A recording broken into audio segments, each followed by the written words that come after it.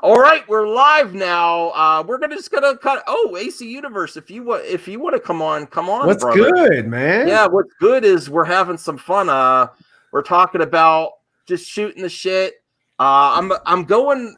I've had more time this weekend. Like, my father's finally out of quarantine from his being in the hospital. Not that he had anything, but because my mother is such high risk that because he's in the hospital, they said her doctor can keep them separate. Yeah.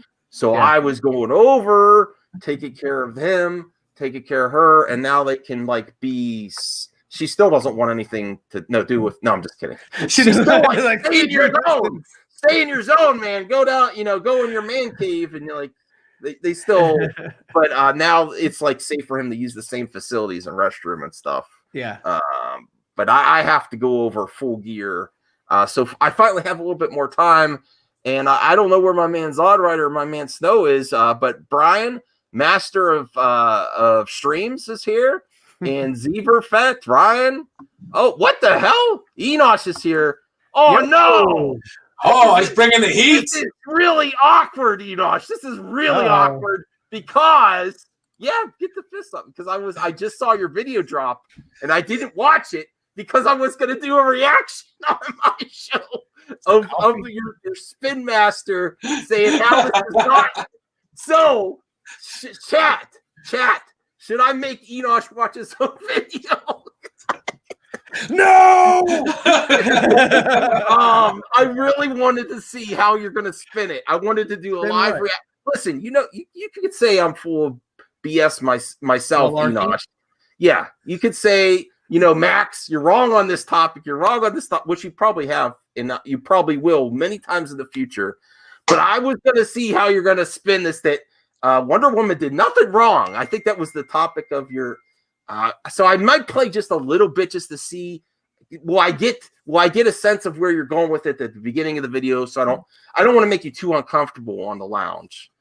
I was really just curious, like a live reaction of where you were going with this. Like, what is he going to do with this? How is he going to... Maybe you'll change my mind. I know some other popcorn, they do the change my mind. Because I kind of think that she kind of took advantage of the guy. You're talking about that. Oh. Yeah, don't use the R word, though. That'll instantly demonetize. I don't call it that. I call it a blessing. Well, sign me up for whatever that was. So I gotta say something. I love y'all, but that's not funny. That's not funny. It's just not funny because that is what it is. Like you know what I'm saying? Like I don't think that it. I get what you're saying, and I saw your tweet. It's a little bit more of a no for me for the whole movie. Yeah, I mean, I get what you're saying, but I get what you're saying. I saw your tweet, but that's not like, to me, that's just not something that like I would joke about. Like, and I even say in my video here, look, I take that topic very seriously because I think it does go both ways.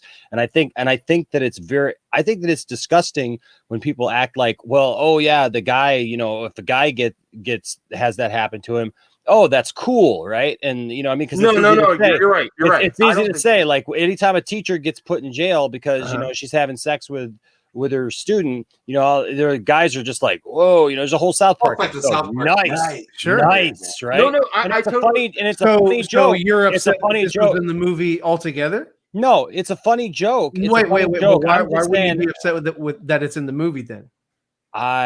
Because I don't think that that's the way it's presented. Okay. I don't think that it's presented that way. But because I preface what I say in my video with, I take that very seriously because I think it goes both ways, and it's any man that happens to. Right. Like, I don't care if it's Gal Gadot or anybody else that could have traumatic. I don't think that was the initial intent of Patty and company, but I mean, if it is implied that yes, they had sex and it was unconsensual because of the guy, I don't think that he's there. I don't think that the guy is there. I mean, I can tell you the premise of my video. It's still his body. No, it's not. It's not. No, it is. It's not. Regardless, it is, and he's back in his body. That's the point of my video. You want to know the point of my video, or do you want to tell me what I said?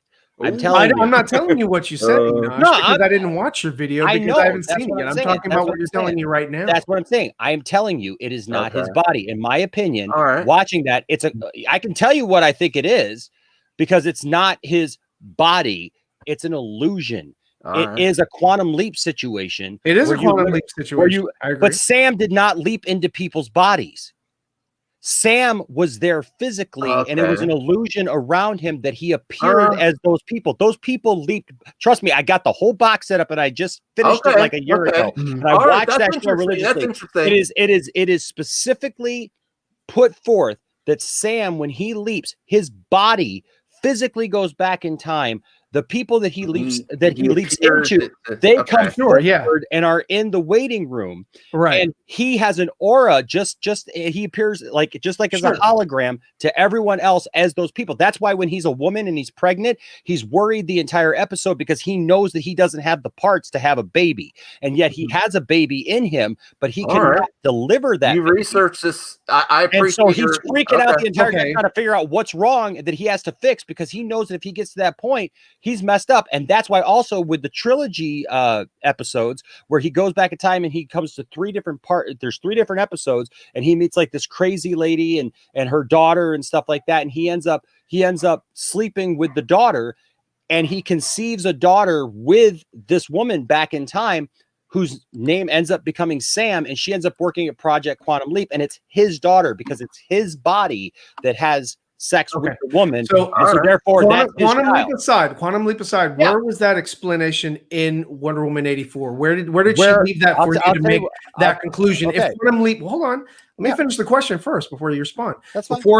If Quantum Leap wasn't even a thing, and you don't have the box set, in Patty Jenkins's movie, where is it that is implied that he is no longer there? Okay, well, first of all, the guy's not there. He's not there. Like, where did he go? Steve specifically says, I was someplace else, and then I woke up and I was here. Right? Which is exactly the type of situation. I think that it's actually probably an homage. I would give a counter argument because that's how Sam always woke up, confused, dazed, not right. knowing where he came from. You're going back to Sam. I know, but I'm saying though, but that guy is not there. It's not like it's a dual personality thing where that guy kicks in or he's out here. He was right. He could have just been in a state of sleep. But then why would he need to be near someone else though? Because here's the thing. He looks in the mirror. Yeah. He says, I see this reflection looking back at me that's not my own. Right. And Diana looks at him and says, because Diana sees through. She sees it's implied that she sees in his eyes that she sees through the illusion of what he is, Wonder Woman, what he truly is, what he truly is, and that's how I look at it. Right. Okay, so that's your implication, that's actually Steve there, right? No, I understand. Because when Steve leaves. There's no more inclination of anything that happened there between that guy and her. There's no memory of that. There's no right. Again, and the same thing. He could have just been asleep while Steve Trevor had taken over the body. But there's nothing that says that he took over a body. There's nothing that doesn't say. So it's my interpretation of it, and exactly, and that's all I've said. But people freaked out on me in my video. No, I wasn't. Listen, Enosh, I love you, man. I wasn't going to freak out on you. I'm saying people got hot on me because they're not understanding what I'm saying. I'm not saying that this is definitively what happened. Right, it's what you feel. I'm saying this is my because there is ambiguity. It's my theory because it's left completely open, and I think it's ridiculous that people are coming out saying that Wonder Woman took advantage of a guy, because that's ridiculous. Would never. You cannot convince me. Hold on. You can't convince me that Patty Jenkins would write. I don't think that's their intention. Wonder Woman literally intentionally takes advantage of a man. Right. There's got to be more to that. And so what I see is there is lots of ambiguity there that says, no, that's not what's happening. He appears as this guy, but he's not that guy. He doesn't just become that guy. He doesn't just become that guy. And it's one of those things that I think is like, it's really it really bothers me about people's interpretation of this movie is that people are filling in a bunch of stuff in this movie that they're saying this movie sucks, I think and you're it going. doesn't. I think you're going with the assumption purposefully. I think it was a plot hole that the audience found and are making fun of. I don't think something that people are making light of. And yeah, I can agree with the the whole serious tone of it. Like it's not something to. And I'm not trying to attack you, joke Ryan. about. Ryan, I'm not trying to attack you, and I apologize if it came across that way. It's just that hot man. This is the right place for that. Yeah, because Ryan knows I love him, and I don't have a problem with Ryan. But I'm just saying, like that's not something. That's not something that it bothers me when I see like these groups and these people try to throw that word around, right? They try to throw that around like it's some lighthearted thing on either side. Level than actual. I mean, we shouldn't really kid about it, but I think you're assuming because I wouldn't kid about that about a woman. If the circumstances were changed, I would not even dare think about kidding about it as a woman and go, well, that's a good looking guy. It was Chris Pine. So why would you complain? That's, you know what I mean? That's not cool. You know what I mean? Like when I look at it, that's just, and you got to look at it that way because that's really what it is. I understand the intention. I get the intention that it's like, hey, I don't think Gal Gadot's hot. Like, look, none of us as red-blooded men, if we're single and we're not with our wife or a girlfriend or whatever, and Gal Gadot shows up and goes, hey, what's going on? Nobody's gonna go, no, right? But when you put it in the terms of what we're talking about, yeah, that's, you know what I'm saying? Like that doesn't. Well, I do want to. So I mean, go ahead, Ryan. I want to address. If it had been a situation where Henry Cavill, came in and he lost Lois or whatever, and Lois, sort of, was in another woman's body or whatever, and they, sort of kissed and ended up in the sack or whatever later on. I mean, I don't think people would be in an uproar, just like they're not really in an uproar with this. There are certain people who do take that and go both ways with it. For me, I saw it as something that wasn't something to really sit down and have a discussion with my kids about because it's not really a big deal. It was just something that was in the movie and it was fine. I like the way that they brought Chris Pine into it. I don't want him to be in the next one. I think, the whole point of that was, hey, here's your closure 60, 70 years later, here's your closure. And then, at the end of the day, when she met that guy outside or whatever, he said, have a good day or whatever. And he went on about his business, and that was fine. I was like, that's so, I like that. She wasn't completely attracted to this guy. By the way, Goldman asked a question. So I'm talking about the show Quantum Leap, which by the way, if you haven't seen Quantum Leap, all I got to say is you find a way to. There's 5 seasons. I need to bring that back. The show is absolutely amazing. It's probably one of the best TV shows ever produced, ever made. Scott Bakula is a fantastic actor. It does deal with time travel, so there's a sci-fi aspect to it, but really, it's a people show. It's about people connecting and about Sam trying to help people back in time because he's basically sent back in time to fix and make right what once went wrong. Well, I will disagree with Sir Nerd a lot. And, to this point, if it was just like he's saying, you shouldn't kid about that. And if it was a woman, if the roles were reversed, this would be more prevalent talk. Or do we take this seriously? Me and Ryan and Brian, we were just kind of light poking at it because I would never, and I don't think anyone is saying that Patty Jenkins. Nicotina saw it. And I called him today about it because I was thinking this way, and I came home and started talking to Tiffany about my idea, and she goes, "Oh, did you see Nicotina's show?" And I was like, "No." And he brought it up. He didn't go as far deep into it as I did, like I just said, that where the show actually says that Sam is physically there. He's not just leaping into somebody's body, like where he goes in their body. He looks like them. But it's an illusion around him so that he can get the job done and what he's got to get done. But he's the one who's physically there. Like where you're going, but I do think you're wrong because then he wouldn't need to be in someone else's body. He would just appear based on everything else that was going on. He would just become like everything else, like the wall that came up. But that's how it happened. He would just. Why would he need to be someone's face? He didn't say I woke up in somebody's body. He said I woke up and I looked in the mirror and this is the reflection I saw. Yeah.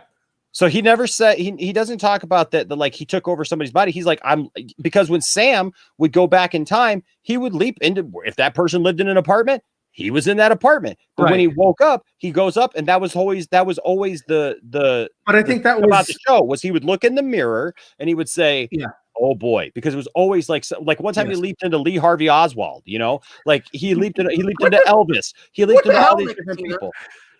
You know what I mean? You're responsible for a lot of people losing their sleep on that Midnight Run show.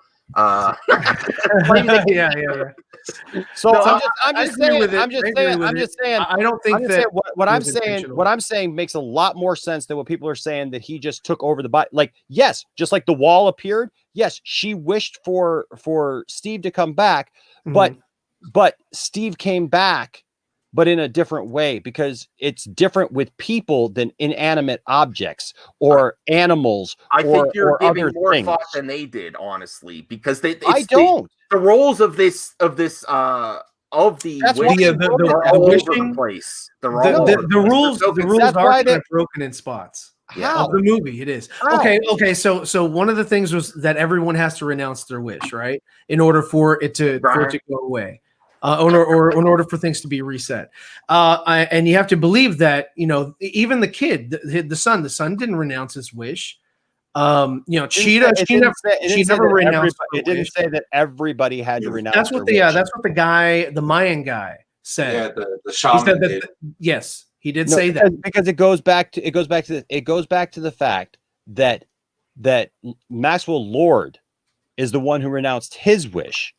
And that was the important thing, because once he renounced his wish, he was no longer the wishing stone, which unraveled a lot of that stuff. And so as people, yes, the major things that were happening, people, as the military people and the president undid their wishes, that eliminated the nukes and those things like that. But individual people would have still been able to find the stone and wish upon it and still have their individual things. Everybody in the world didn't have to renounce their wish.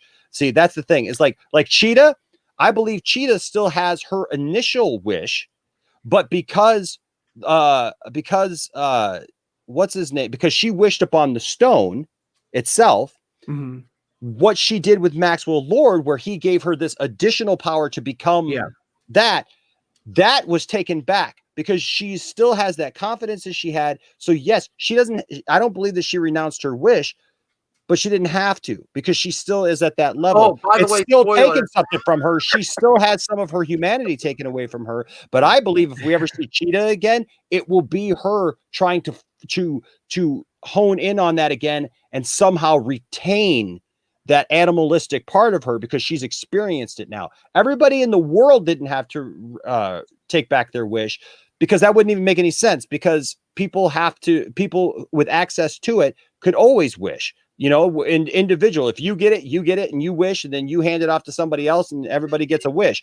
But it was the fact that the entire world was seeing Maxwell Lord and all wishing upon him at the same time, because he was drawing from their wishes. But once he renounced their wishes, it pushed that back. So it changed the outcome of what was going on. He was no longer the wishing stone. He was no longer that. So there's not a continuity error there, because the people don't have to all renounce their wish. They just go back to a normal situation.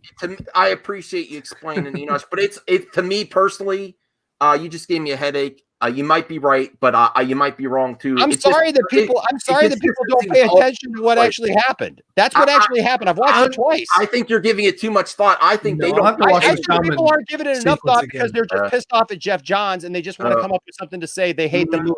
No, I don't want to hate the movie. I don't. I'm not a hater to hate. That's beyond. I like the movie, and I recognize it's not flawless.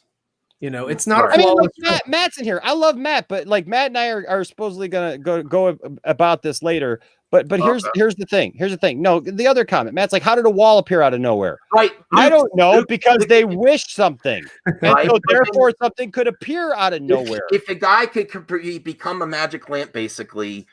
or the Magic Stone himself, nukes could appear, and a wall can appear, and like it's looking like Idiocracy outside the wall, like the movie Idiocracy, where everything's going to shit. Things just pop and appearing and everywhere. Then a guy can physically manifest. For the nukes to actually just disappear off the screen and them to take that verbatim, like, oh, the nukes are gone and it's safe now. I thought that was kind of silly. He wished. Then the guy can the original guy with the wall, when the walls appeared, he wished for his nation, for his land to be reclaimed to his people and to be cut off from the rest of the world.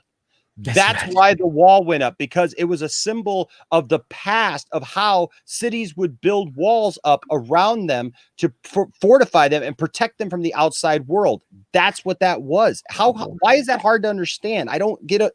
I don't understand why, like, we're arguing about all these like semantics about stuff, like acting like a wall appearing when somebody wanted to be cut off from the rest of the world to keep them from being able to get out and people from being able to get in. Like, why it's just magic. Like, why is that so hard? I know. I'm not saying it's hard. I'm saying be consistent. Then why couldn't Steve just come there instead of borrowing this guy's body? You said he's a human. There. Steve is a human with a soul. So you're creating a different set of rules. I'm not creating a different set of rules. I'm going within the rules that they're showing that humans were human different. Material that humans were different. They're showing they literally showed that humans were different than physical. Where did they show that? In the because he's the only human that they showed that had something to do with it. So they showed it. If they showed it, why is it you're giving me a headache because I don't understand. No, but I'm trying to didn't show it. And you say they showed it. You must have the There's all these other based on the logic. I don't care about all the other stuff. You said they didn't show it, and then you said that they only show it with Steve. So if they show it with Steve, they showed it. Okay, but that's one example. Max, you're back. You're back, Max. With your movie madness, you're absolutely back. Because I tell you what, this is like, seriously, I don't get this. No, but I don't understand why literally the internet is freaking out about stupid stuff today. Because of the culture war. That's why. You're saying I'm serious. Because human, you're making that role. The film didn't establish that. Just because if you watch the movie, that's what the movie does. No, the movie did not. I'm sorry, Max. Go watch a Marvel movie. Go watch a Marvel movie where they literally explain every little detail to you, where you don't have to fill in anything, because that's apparently what people are accusing this of being a Marvel movie. But this Marvel movie doesn't spoon feed you everything, and people are still saying it's a Marvel movie. It's ridiculous. Go watch a Marvel movie. There are those that are hating to hate it. Yes, I agree. I'm not hating to hate it. I was trying to follow. I didn't say you were. I said there are people who are hating. I like your angle. I like the way you're going. If you believe it, I believe in you, Enosh. But but I'm saying. By the way, Zeno. By the way, I do want to publicly say this, Zeno. I sent you a tweet. I hope that you got it. I did apologize to you because we had a misunderstanding of during my video in the chat, because I was trying to type and stuff, and I don't think that we all were communicating right. So I hope that you accept my apology, because I do apologize to you for the way that turned out, because that was not how I expected that. I accept your apology. What's up, Snow Dub? Here's my man, Snow Dub, John. What's going on? Oh, hey, there's some movie madness going on. Where's Zod Rider? He's another madman. I don't know where Zod Rider is. Thank you, Enosh. I appreciate your explanation. I still don't agree with you. But hey, I mean, that's what's great. The Lounge Wars. Whoa, random Brad creators here too. At least at the end of the day, here's a scoop. Here's a scoop. Oh, look at that, John. This movie makes no sense. I hate this movie and all the things connected with it. This shows that Zack Snyder is a complete idiot because he was a producer on it. That makes sense, right? That makes complete sense, doesn't it? Yes, Patty is going to ruin Star Wars now. She's going to ruin Star Wars. Yeah, I think she's going to ruin it. She's going to ruin it. She is, because she hired Patty Jenkins. Oh, no, I'm just kidding. I'm just kidding. Well, this is kind of awkward because Patty's going to ruin it, not Kathy. Patty's going to ruin it now because Doom. No, I still believe in Patty. I'm not like the reason I'm so disappointed. I think I had utmost respect. I still have utmost respect for Patty. I still think she's capable of great things. I don't think this movie was, though. Nobody said the movie was perfect, though. There's different tiers of movies. Look, we got Man of Steel, we got BVS that we put up on this high pedestal. We say these are awesome movies. These are movies that we think are excellent. But then you're gonna have, and I'll put Wonder Woman. The first Wonder Woman is like right there within that trinity of movies, right? But then you get an Aquaman that is still good, but it's different. And then you get a Shazam, which I don't care what anybody says. Shazam is a great movie. Yeah, I love Shazam, but it's on a different level. It's not going to be the same type of movie as this. You have this Wonder Woman movie that is just set in the 80s. It's different. It's got a different feel to it. It's got a different thing to it. But I literally came home from watching the movie. And I watched season 3, episode 1 of Wonder Woman, the TV series with Linda Carter. And that's the episode where they skipped into the future. The first 2 seasons were set in 1940. Then they skipped to the late 70s. And when they did, there's a lot of connections here between the old Wonder Woman show and this Wonder Woman movie because it's set in the 80s. Whatever we see next will be the next progression of the Wonder Woman character. Maybe it's just. But people are acting like this is the end of Wonder Woman and like this is an absolute disaster. Wonder Woman. They're going to continue to come back. I know, but the people are acting like it's a disaster, and like we got people like I know Matt Jarbo for a fact is trying to get clicks and views right now. Oh damn! Throwing heat. Say that again. Okay. Matt Jarbo is trying to get clicks and views right now because he's been coming hard all weekend long going, this movie is horrible. It's a disaster. It's the worst. Like seriously, when they announced today that Wonder Woman 3 was coming out, he immediately goes on this whole rant about it. I do have to eat a little bit of crow because I thought that they were not going to do a Wonder Woman 80 or Wonder Woman 3 until after all the Cleopatra and Rogue One and all that stuff. I figured I will do my own fast track. Doomcock rumor and speculation. Well, the Wonder Woman 3 announcement is the same type of announcement as the Rian Johnson trilogy. It's no, because I mean, I'm sorry, Patty has had things in motion. Even the standalone Amazonian movie that she said she in the works or whatever, that she said that she would direct, but then Wonder Woman 3, she said she might just produce. But if Warner Brothers is saying, hey, no, we'd rather go Wonder Woman 3, then and she's got Zack Snyder back on her team versus what the team she had on this one. I mean, a lot of the things that were in this particular movie, the 84, that people had problems with, were probably rectified. With the different stunt coordinators or whatever that are hired on that helped her out in the first Wonder Woman movie, but didn't help her out in the second Wonder Woman movie. They'll probably come back and do a better third Wonder Woman movie. So you can be in the conversation, Jolly. But here's my litmus test. Goldman's a very positive dude. He's interested. He's DC curious. Like he's. I like the way. I don't want to pop that cherry. He's like, I'm open to the I've seen Man of Steel. I've seen Batman v Superman. I've seen them all. I'm not like super hyped for the Snyder Cut, but I'm interested. I'm glad DC fans. And what was your reaction? I just say that this is awesome. This goes back to about 5 months ago when we all first met. Oh, I know, right? This is getting back to our roots. Enlighten Enoch, guys. Your honest opinion, and you always root for things to be good. That's something I completely get from Goldman. Lay it down, lay the fire. Your honest of Wonder Woman 84. I haven't seen it. It was a movie that was fun at times, but was wildly confusing, and I feel like it asked me to suspend my disbelief way too much. And then the rules that Enoch is saying that the rules exist that a physical manifestation of a person is not the same as an object.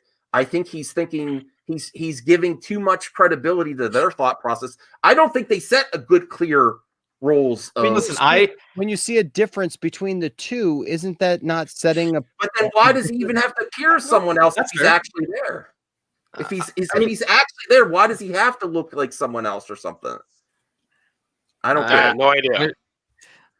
It depends how much you are willing to suspend your disbelief. I don't care about the DC movie enough. Please. I only got one question. Was Gal Gadot, was she still hot?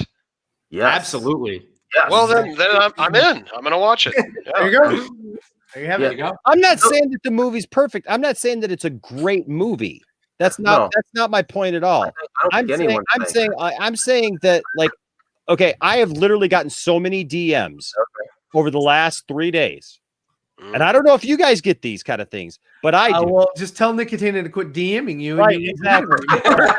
Stop spoiling stuff for me. No, but no, seriously. Like, I have gotten so many DMs from people literally just like harping on me because it's a DC movie, trying to tell me how it's stupid. And I'm sorry, at some point you just go, okay, you know what? All these little petty things about this movie, just go to the movie and enjoy it. Just you know what I mean? Just go see the movie. If you don't like it, if you don't like it, you don't like it. But you don't got to sit here and act like it's the worst movie that's ever existed. You know, look, when I sat there and I saw Jeff Johns' name come up, I physically went, boo, boo, boo. And when I saw Zack Snyder and Deborah Snyder's name, I went, yeah. And, you know, but so I get it. Hey, I'm still here. Yeah. Wait, what about the hot puppet? Yeah, we're all still here. I'm out. Yeah, I think Goldman's winning. Goldman is gold. Yes, he's he's dead. Yeah, we need some young blood. Wear masks and puppets. He's dead sexy. Yes, he's dead sexy. He's dead sexy. I don't even know what he said. He's like, get out of my belly. Bounced. Goldman. I think. Oh, here he is. Sorry. I wanted to fix my webcam. You saved the stream. Thank you. We got some complaints. Here's Ray. Wait, the hot guy left. And we were trying to say, no, we're all still here. And then we realized we're 20 years too late. Yes, I admit out of the panel. I'm sorry. Brian. No, Brian's pretty hot. Brian's pretty hot. Okay, I want to call somebody out. Andrew Casale with this, oh man, Enosh, this movie made Batman and Robin look like a masterpiece. Oh no. Okay. That's an opinion. Can I say something about that? No. Andrew Casale was just in my 1.5 hour long spoiler edition where me and Tiff and Isaac went over this whole movie, and he was saying positive things about the movie. So Andrew, he's playing both sides. To play everybody to make everybody. Oh man, you are, like, that is literally the epitome of just going with the flow, and that's the problem. One person says a bad thing about this movie, and they're like, "Oh yes, it's horrible." I have a Last Jedi all over again. I have a poor person streaming problem right now. Jarbo's in the backstage, and I don't pay for StreamYard anymore, so I can only have 6. What? Can I bring? Yeah, let me. I'll jump out. I was gonna say I'll dip. Jarbo's kind of a downer anyway. Yes, I am. Yes, I'm a downer. I'm 100% a downer. I'm 100. I'm as much of a downer as Wonder Woman 84 is as a movie. I am as much of a pill of Valium as that movie was. 90 minutes in, I'm. That's the drug. Wake me up when something happens. I was drinking a large coffee from Starbucks. I have a strong accusation 450 milligrams of caffeine, and I still fell asleep during that movie. I'll put Jarbo on the spot. Did you do it for clicks? Coffee's not going to touch all those pills. Did you do it for clicks? That's not fair. I have diabetes. That's not fair. Or even, I'm going to say Enosh didn't even watch your video if he's saying you did it for clicks. If I did it for clicks, actually, that's why I wanted to come in. I wanted to hold on. If I did it for clicks, I would have done a video about how Diana was a rapist. I would have done a video about that. Oh, you said it, because if I was doing demonetizer strikes again. If I was doing it for clicks, I would have come out and been like, "Why'd she rape that dude?" Where's right? Wait, hold on. Let me get this straight, Jarbo. Are you saying that she raped him? Oh my God! I'm saying that. Max, what's going on? That's on you. You have to watch. You should have known after last night. To make the little money he gets, I'm making like $17 a month. Damn you guys! I will not stand for rape. Oh my God! Grape soda? Did he say grape? He said grape, right? I think he said grape. I heard. That's what I heard. I said. Is that one spokesman, the grapist? Yeah. Oh my God. That whitest kids you know. The whitest kids you know sketch. Oh my God. It makes good wine. All right, let's go over to my channel, Goldman. We'll actually have a conversation over there. Jeez. I'm having a good time. I'm here to have a good laugh. That was funny. All right. I've never even seen you before. All I know is the whole Cotton Connection's in the house. Hail, Cotton Connection! Slap that like button. All right. Are you guys gonna behave, please? Can I make $5 on YouTube this month, please? Turn on your super chats. I told you this. Turn on your super chats. I'm not doing it. Then you know what? You know what? I just got my streaming capabilities back. I turned mine on. Yeah. Max, what do you got against super chats? Yeah, I know, Ray. This is the first time you've been on my channel. Are you just say what you're thinking of me then? Because you haven't been to my channel. It's now she's just talking about hot guys. All right. I get why my sub count sucks. Thanks a lot, Ray. We don't even know your sub count. Offer I'm sorry, Max. Jarbo's been here the whole time. What are you talking about? We have hot guys here. Yeah, Thank you very much, guys. Seatbelt on. Andrew, being safe. don't you get this is all a joke, bro? Don't take things so serious. Oh no, what is he doing? We're all laughing here. Yeah, we all love you, Andrew. No, I'll give what I thought about it. Kind of, I wasn't over the moon about it. I mean, I didn't hate it. You know what I mean? And I think now with the way things are, it kind of gets blurred. So if there's something that you don't like about it, it kind of gets mistaken as hate.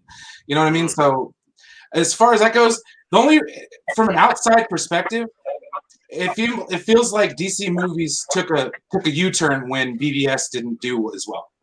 So like tonally, every single movie after it's been completely different. So I mean, it can be a little bit jarring from somebody that's from a general perspective. You know what I'm saying? I totally agree that this movie departs from Zack Snyder's, MO and I get all that. I totally agree with that. But and I'm not saying, Brian, that you're hating on it or whatever, like I don't think that like it's Jarbo's just been hating on it. Like he's making memes of like the guy walking past the girl saying that like it's anything but Wonder Woman 84. Wow. Maybe I'll make a hate video. No, I made one joke about it, and it got retweeted a bunch. Like I've made like 5 tweets about it. Having a little bit of fun. I made a comment on your tweet saying that it was ridiculous, and I got retweeted several times by people and liked many times on your own stream. Hey, Snow Dove, I'll come on your channel for the review. Okay. I got super chats on my channel, Max. I know. Yeah, more than $5 a month.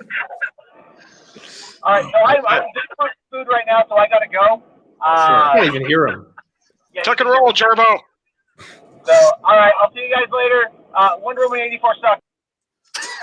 All right, great. Complain about the hot guy leaving again, okay? Right. All I know is Gal Gadot running around in underwear. I can watch that. Go deliver that food to Steve Trevor in whatever body he's in now. Mm-hmm. Mm-hmm. And Gal Gadot, she is in underwear in this, right? Wonder Woman wears underwear. There is a shot. Actually, nice. Now that you're thinking, I mean, Jolly likes this kind of stuff. I think there was a kicking shot where I was like, "Whoa, that was."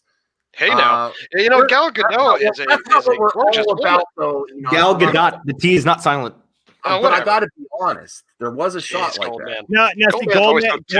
Goldman. I was on that same thing. I called her Gal Gadot for a long time until like I don't even know what to call the woman anymore. Some people call her literally the people that she works with in these movies call her Gal, call her Gall, call her Gadot, call her Gadot, call her Gadot. Like, pick a name. How about it was like Ray Fisher called her Gall. I was like, what? I know. I'm like, I don't even know anymore, man. Put a she's in the middle of her last name, so to be God, she's hot. Yeah. I think that's how it translates in Israeli. Mm-hmm. Right. All right. Are we calmer now? Are we calmer now? Man, you came in like a movie madness. What the hell, man? It's back, baby. Yeah. Movie madness for a reason, Max. Hey. Yeah, dark side in the house. I can level with this guy. I understand how he feels. I haven't seen this movie yet, but I was fighting hard against a lot of people over the Mandalorian. With Baby Yoda and Team Boba Fett. I came out hard swinging. Saying I'm down with Boba Fett. Absolutely. And so many haters with the dad bod shit, and it really pissed me off. Yeah. But I hung in there, and I tell you what, when old Luke Skywalker showed up, you know how many of those people are eating crow right now? Oh man, I was serving plates of it left and right. I was like, "Here's a plate for you. Here's a plate for you. Here's a plate for you, sucker." Well, I mean, they're in the hate click game. I mean, that's all they can. It's so obvious. Like in his prime, you gotta get into love cooking. I'm not going to show a D-Day Cobra video, but I was watching the Geeks and Gamers, and he finally decided to comment on the Wonder Woman because he's like, I didn't really like it, but now there's heat on it, and people actually hate it. That's why he decided to make a video. I mean, that's just of course he did. Jumping on the waves. So he's like, I don't really care. But I'm getting really sick of these waves of just like ridiculous, stupid hate, just for no other reason but to like stir up. And I love Jarbo. I'm just messing with Jarbo. I'm just messing with Jarbo. Mess with him all you want, please. Yeah, I mean, I'm just messing with Jarbo. I think actually, out of and I know some really, I got a caught connection to some puppets that push the limits. I've had more streams taken down from Jarbo. The great demonetizer. Be careful having it on. Demonetized. Look, I love Matt, and I'm messing around. I'm messing around talking about that, but there are people out here who are literally just hating on stuff just for the. Even though it's annoying, Enosh. Even though there's people that are just doing it for monetary gains, there has to. If it was actually a really good product, though. It wouldn't be getting those major clicks and stuff. That's not true. No, it's the same people who bitched about the first Wonder Woman, and I know, Wonder Woman was awesome. About the first Woman. It was menace food. They're amplifying the signal, but outside the DC fan bubble, without your DC goggles on. Brian said DC goggles. We have DC goggles. Is this a good film? You know what? Outside of this, people don't care. I literally talked to a guy today that he was like, people are really upset about Star Wars. They were upset about Star Wars. Oh, if only they knew. Like right? my mother-in-law both liked the first Wonder Woman, and I was over at my mom's house, which I signed her. She's using my HBO Go, where she's at home all the time. She's like, "Oh, I watched The Flight Attendant. That was really good. I was watching this other movie." Put Ambassadorial Wing up here real quick. Okay. He says, yeah, Enosh and Goldman, y'all might want to avoid my channel a couple of weeks next month. 2 words, sequel roast, MST3K style. Let me just roast you because I love you. Let me say, first of all, I avoid your channel anyways. Second of all, the only thing that you're going to be able to roast would probably be, whatever you got in the kitchen, because I've heard you try to come at me, and we spent 2 hours. Oh my God. You got set down, bro. That was beef. You gave me roast beef right there. I love Ambassador. We had an awesome 2 hour like back and forth and stuff. Like I was literally trying to shut down my stream, and like he brings up the sequel, and like we went back and forth for 2 hours on Luke Skywalker. I just mean I can't stand the hate ragers either. I'm a reformed hate rager myself. I'm just gonna start messing with everybody. But if there wasn't anything to it, the videos wouldn't be amplified. I mean, if there wasn't a problem with the film, the quality of it, it would. These guys are amplifying it just for funds, just for grift, But it would fall flat. But there is a strong reaction from the general public, and the general public does care about Wonder Woman because the first film reached outside the DC bubble. New Wonder Woman fans came in. There's expectations. It's Patty freaking Jenkins. She got lots of props, got to do whatever she wanted to do, and this is what she came up with. And it hit her and Jeff Johns, and also the announcement of 1984. They're like, based on what the first film delivered, you're like, wow, what is this 84? What are they going to do with this time period? And it didn't really factor into the plot too much. It was just there. It was just all right. It's I got a question. Ambassador came back at me. I'll just say, look, the chat spoke that day, sir. The chat spoke, and they were overwhelmingly saying Lord Enosh like totally won that. So Zeno says this is a bad roast. Ambassador. I love Ambassador. I love Ambassador. Guys, go subscribe to Ambassador. Ambassador's a fun guy. He's a good guy, and I did get him a little riled up. It's the most riled up I've ever seen Ambassador in that. Well, I did have another topic that's not going to make you happy, Enosh. Ooh. Before we do that, I got a question, Max. Should I wait on this Wonder Woman movie? Because it's like 10 months later or a year later, they'll come out with some extended cut, and was there a bunch of scenes missing? You think from this? I mean, I don't think so. The movie barely made any sense as it is. I don't think extra scenes would help it out. I think actually someone could fix it with an edit. Maybe, but it would just be exposition. Maybe that's what I should wait for. Maybe I should wait till they do the extended cut. We need everything DC is extended cut a year later. Yeah. We like it all Snyder cut 4 years later. Actually, Ambassadorial Wing, he's the Lord of Lords, indicating that there are other lords. I am Lord Enosh of the realm DC. I've been. Do I need to bring out my shawl? Wow. Yes, you do. Tell this amazing Cotton connection that you need a review from him to get the real deal. We need to hear Jolly's, and I would love to come on at a certain point. Yeah. All right, I'll try to watch sometime. Here comes talking about the movie theaters. I think I'm watching The Nun right now. Talking about movie theaters, that was going to be my next topic, and this was before I knew Enosh was coming on. Yes, it is I, Lord Enosh. Okay. Leader of the Snyder cult. Yes. What the? Hold on. Wait. I gotta put this mask on. Yeah, give me just a second. Ultimate Warrior. Is he trying to be Doomcock? This is where I feel uncomfortable because I know two guys who do an amazing Ultimate Warrior.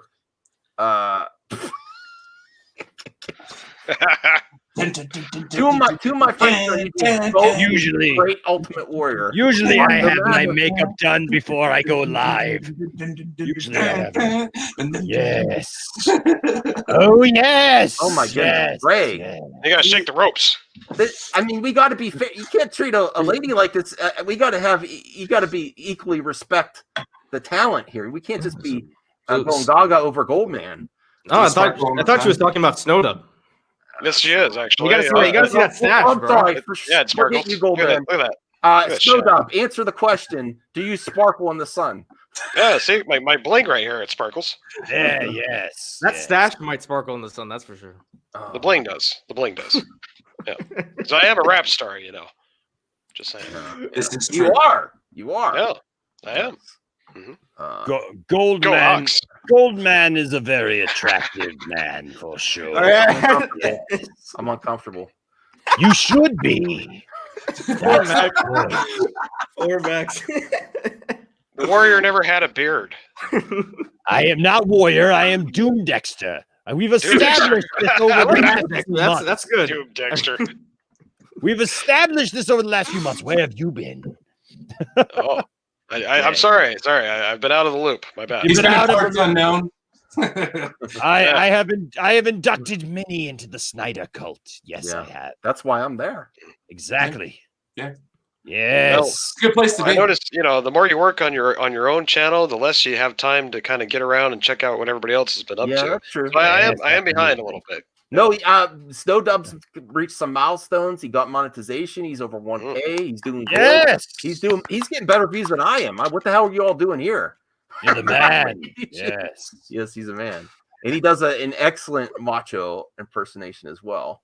But he's in Ambassador's comment was pretty funny. That gave me a good laugh. Macho Snow. Yeah, I'll bring him on. Macho Snow, yes. Yeah. Thanks. Oh, yeah, get that. Dig it. Hey, those are my colors. All right. I had a serious another topic that Enosh is going to be happy about. What are you doing now? Oh yeah, you see, the Macho Man Randy Savage gets around, if you know what I mean. I like the Wonder Woman movie because I know about strong women. Yeah, I held out with that Miss Elizabeth for quite a while, if you know what I mean. Yeah, and then of course I switched sides and I went to the dark side for a minute. And there was sensational Sherry. Yeah, some people called her Scary Sherry, but that was okay because, man, I tell you what, that woman in your corner, that woman could take down any man that was behind me for sure. And you know what? I rose through the ranks and became the World Wrestling Federation champion because she was by my side that entire time. And then when I lost it, and I lost my whole freaking career, to the Ultimate Warrior, to that. I'm wildly confused. Oh, yeah, I lost my career to this guy right here at WrestleMania 7. But you know what? That's all right. Damn it. Because it got me back with Miss Elizabeth right where I needed to be. Dig it. And that's where I was. And then we got married and we got bit by a snake. And there was a bunch of other stuff that happened. But you know what? That's all up here somewhere in the madness. Oh, yeah. I think my head's spinning right now. Ray switching teams to Team Enosh. She thinks she likes this. This is we're all one team here. He's a married. Yeah. I like that. Come on over, Ray. Come on over. We'll take you. We like that. Come on. Let's do this. God damn it. He's not even showing his toys and he's taking over my stream again. Where's Zever? Where's Ryan? Voice is a little deeper though. He left so Jarbo could come on and drop the arm. Yeah, like that. That's a smart woman right there, if you know what I mean. Yeah. He comes on my channel just to get me demonetized. What a rush. Yeah. All right, so next topic.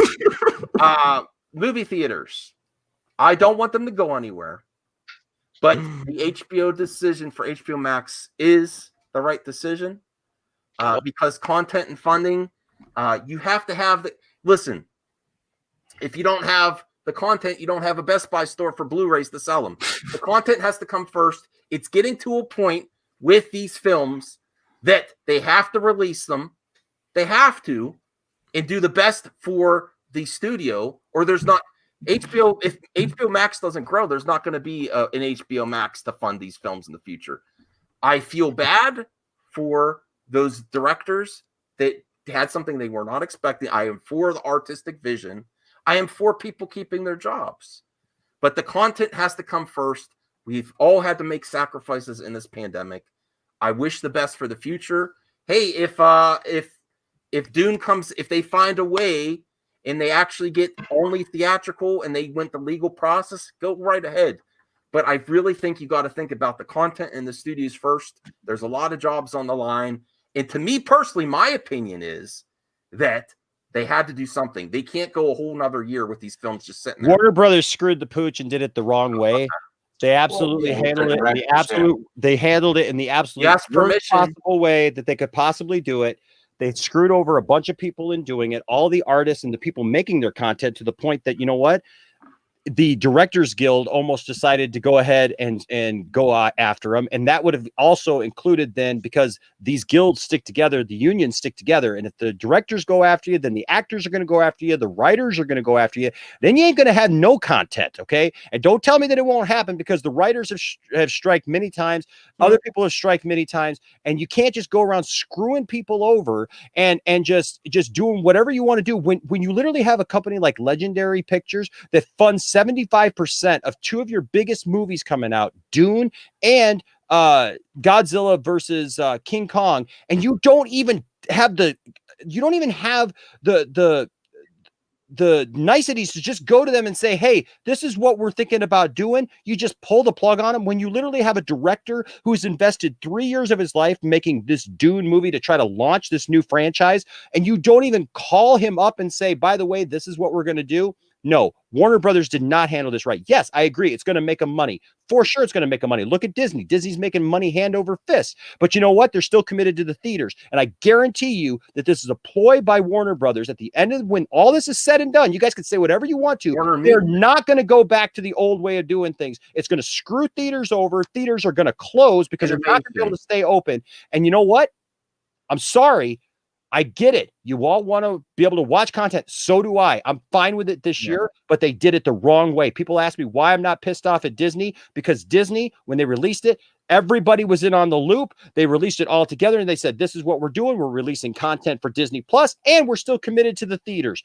Warner Brothers didn't do that. Warner Brothers said, hey, guess what? Screw all of you guys. We're looking out for number one. Well, how's that going to work for you when Legendary comes after you and you got to pay him $250 million for one picture and you got him on the hook for the other one? And all of a sudden, all these directors are coming at you. You ain't going to have content to release, Warner Brothers. You ain't going to have content to buy Max, because these people are going to be serious about this, because you can't just screw people over. They're actually screwing the people out of their jobs by doing this kind of thing. You don't think, you think they were financially, capable of waiting to release these films? I didn't say that. I didn't say it. Do not take what I said wrong. I'm telling you. I understand the financial situation of it. Right. Okay, the financial situation makes sense. They did not handle this in a professional way. They didn't tell their directors they were doing this. They didn't tell their partners who literally invested hundreds of millions of dollars in their company to make the movies to begin with. And they just pulled the plug on this and they said, this is what we're doing. That's the problem. That's the problem. That's why people are ticked off and they don't want, and they're doing something about it now. That's why there's lawsuits. They're not just because, oh, these millionaires are just fighting over money. No, well, everyone's had to make compromises in their jobs at this time. Ain't nobody talking about that, Max. Nobody's talking about that, bro. But I'm not talking about that. Nobody who's coming after Warner Brothers is talking about that. Everybody's saying the same thing. Warner Brothers didn't do this the correct way. You think that if it would have been a PR disaster if they asked before?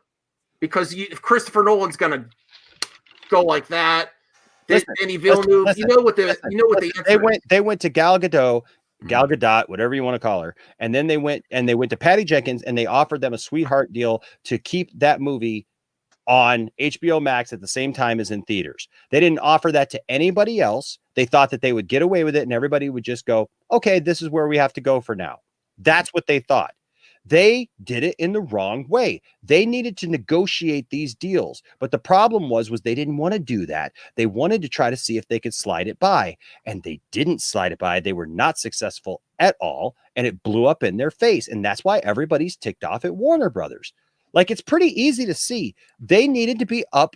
They needed to be truthful and say, look, this is where we're at. We got to get this content out. And you know what? If they had done that and that was in the public persona, then if people came back and said, no, we're going to stand by this and you can't do this, they would have looked bad because they would have been uncompromising. They weren't even given the opportunity. They were not even told. Can you imagine working 3 years of your life on something, putting your hard-earned money, your investment, whatever in something, these actors, these people, and then being told that their movie is not even going to see light of day because this is just what we're doing now. It is seeing light of day. It's getting released on both. Yeah, but it was a strategic thing because they know that if the pandemic continued the way that it was, those movies are going to make next to nothing. Most people aren't going to get to see them in the theater. Let me ask you this way. You think they were exploiting the current situation than trying to save their industry and save their platform? Yes. You know why? I'm on the more side where they had to act because no, that's not it at all, dude. That is not it at all. How much did AT&T just buy Warner Brothers for? How much was that? Yeah, but that's just like Star Wars had to start releasing films right away, right after. But here's the thing, dude. Last year, Disney made $11 billion profit off of all of their properties. I'm talking like the parks, all that stuff. Okay, it made $11 billion profit. Do you know how much money they made this year off of Disney Plus alone in profit? $7 billion. So they literally made over half of what they made the year before just on Disney Plus with one show. One show. Now they got tons of content coming out now, but they got tons of subscribers because Disney's smart. All of their stuff is in one place. It's all owned by them. They don't have to pay anybody else. They don't have to pay royalties to anybody else. They don't have to pay licenses to anybody else because everything on Disney Plus is owned by Disney now. All the Fox stuff, they went out and bought all the Fox stuff so they can put all the Fox stuff right there on Disney and they don't have to pay anybody else. That's why Netflix is so in debt, is because they have to keep paying licenses to all these people. So they're breaking in billions of dollars, but they're spending out billions of dollars. And now you got Warner Brothers. They want a piece of that pie is the problem. You're more on the angle that they're doing this just exploiting the current situation to make fun. I don't absolutely. I think you look at Warner Brothers. What has Warner Brothers always done? It came out we're talking about right now Zack Snyder's Justice League. We're talking about a company who the people at the very top refused to let Justice League be pushed back after the first of the year because all of the top people wanted to get their bonuses at the end of the year. You're talking about a company that brought in Joss Whedon and allowed those things to happen that we're talking about now. These things that now because there's been a turnover, has to be investigations and all this junk that's happening. Dude, Warner Brothers is screwed up. You're talking about a company that has literally screwed the pooch over and over and over again because they do not know how to even handle their own properties. I love Warner Brothers as a company because they have some of my favorite franchises. How do you know this is the classic Warner Brothers and not the HBO Max side that's pushing this? Because it's underhanded. You communicate because if you're legit, you communicate with those around you on the business level. You don't try to slide things by not telling them. Amen. You got any weed? Yeah. I think if they asked and just ask for forgiveness later, because if they went to every single director, it would be a shit show. Well, it's like they say, it's easier to ask. No, it's easier to ask forgiveness than permission. And how can it be more? And it would literally have the director and take away the power of the announcement too, because you have directors complaining on social media, going to their fans, complaining about the situation. It'll be way more chaotic. Max, 85. Has Warner Brothers? Tell me something. Has Warner Brothers always kind of been in the situation where they want to announce everything before they have anything physically like in their hands? Look at the entire freaking DC slate, for God's sake. How many movies did they announce were coming that we will never see? Right? How many? I remember when I was on Game of Thrones, man. How many Game of Thrones? How many things did they kept screwing over because they just don't have it together? What? And you can't make a bigger crap show than to literally have everybody in the industry threatening to shut you down. Anyway, so, but that's everyone's got freedom of speech here. So viewers, I think everyone's signed with Enosh in this argument. But I also want to hear from the other part, the other panel. I want to, you know what, puff first. Now it's legal when you puff. I've heard. Yeah, you are. Yeah, man. I was gonna ask if anybody had a bowl because I got the fire, man. I got the fire. Fresh out, my friend. What's your take, Puff? On what? Stone, man. On did HBO? Do you even know? Have you been following this? HBO said they're releasing all their slate of movies same day on streaming as in theaters. And all HBO Max subscription for the rest of the year. I don't know, man. I used to work at HBO. You know, I used to be on the Game of Thrones. I was stunt double for Dragon. Yeah. I don't work there anymore, though. I've heard they're going to do another Game of Thrones. Is that true? I think so. House of Dragon. Maybe I get my dog back. Puff, they didn't. You're missing the point, Puff. You're cloudy. They didn't ask the directors and the actors. Is that wrong, Puff? Oh, I don't know, man.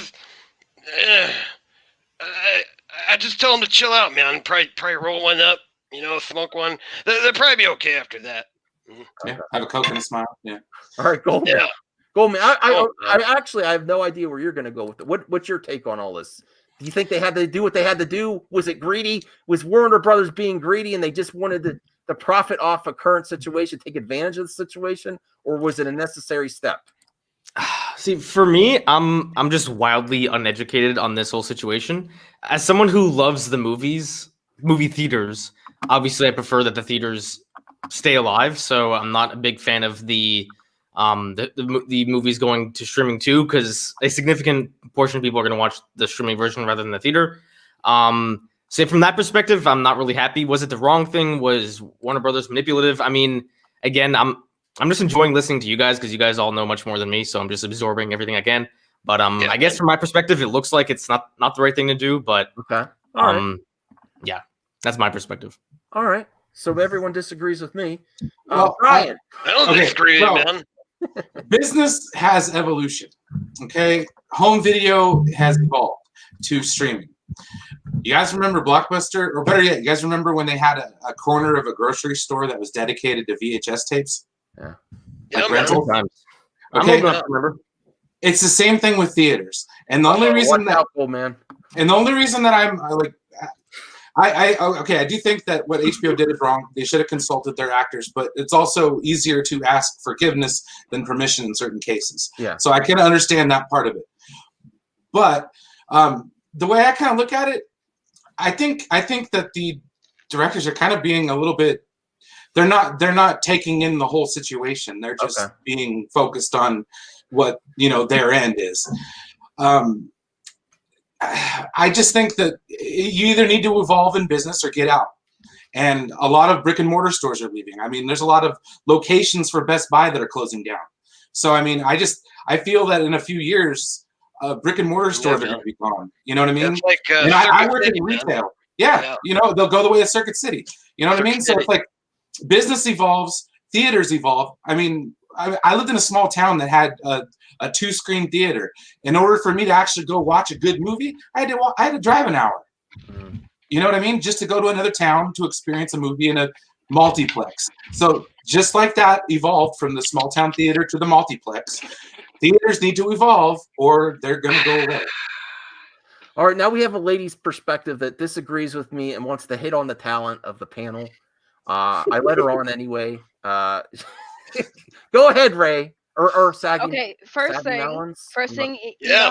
Enosh is Bay. I just want to get that out the way to say that clear. Enosh is Bay. Thank you. But But to say, I agree with Enosh's points, because if you follow the story, all of these actors are angry, right? These actors spend years upon years filming off location, not being around their family during the pandemic, mind you. So not only that, the fact that they're angry means that they expected a theater release and not being, and that to me sounds like they were told that this was going to be a theater release. Then to find out later on down the line, no, we're not doing a theater release. That is why they're mad, and that is wrong, because if you wouldn't have any of these movies if it wasn't for the actors, the directors, the producers, the crew staff putting all their time and effort into making these things to entertain us, to be told, but to be not in the loop of what their hard work is going towards. So that's why I agree with Enosh, because it is wrong that these people are doing all this and then they're the ones being out of the loop. And they are technically, if we're looking at it like a hierarchy, these actors are the top of the hierarchy right now. They are the top. They're the presidents of this entertainment. So if they're not being told what they're doing, what they're doing is going towards, and what is the point? And I do agree with the other guy when he said, like, theaters do need to evolve, but at the same time, like I said in the chat, I don't know if you saw, but theaters only strive and have survived since streaming services became available because they are the first to premiere these movies, right?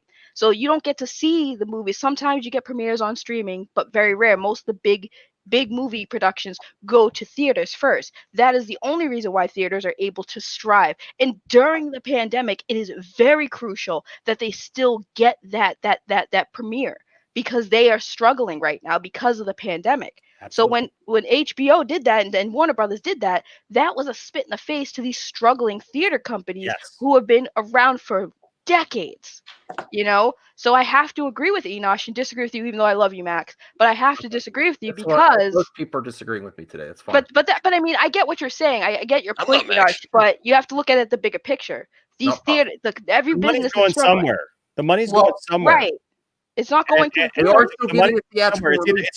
either going to go into the coffers of Warner Brothers. Look, I'm actually going to have Tom, the theater manager from my theater here around the corner from my house, come on sometime. He's a Cinemark guy. He's worked in the business for 30 years. And I had a half-hour conversation with him in the lobby when I exited Wonder Woman the other day. And we were talking about this. And he confirmed everything that I've said. He said, people don't understand that if you just sit there and go, well, I'll just go see the next Avengers movie at the theater because that's a big movie, right? And and Brian, I love you, but I've heard you say it, like rom-coms need to go. And Tom literally corrected your statement by saying people act like nobody comes to see them. He says, here's the thing, on an Avengers weekend or Avengers week or something like that, when a big movie comes out like that, we may have 10,000 people, but on the regular week when we just have like this, rom-com stuff, we still have 5,000 people, and that keeps us in business.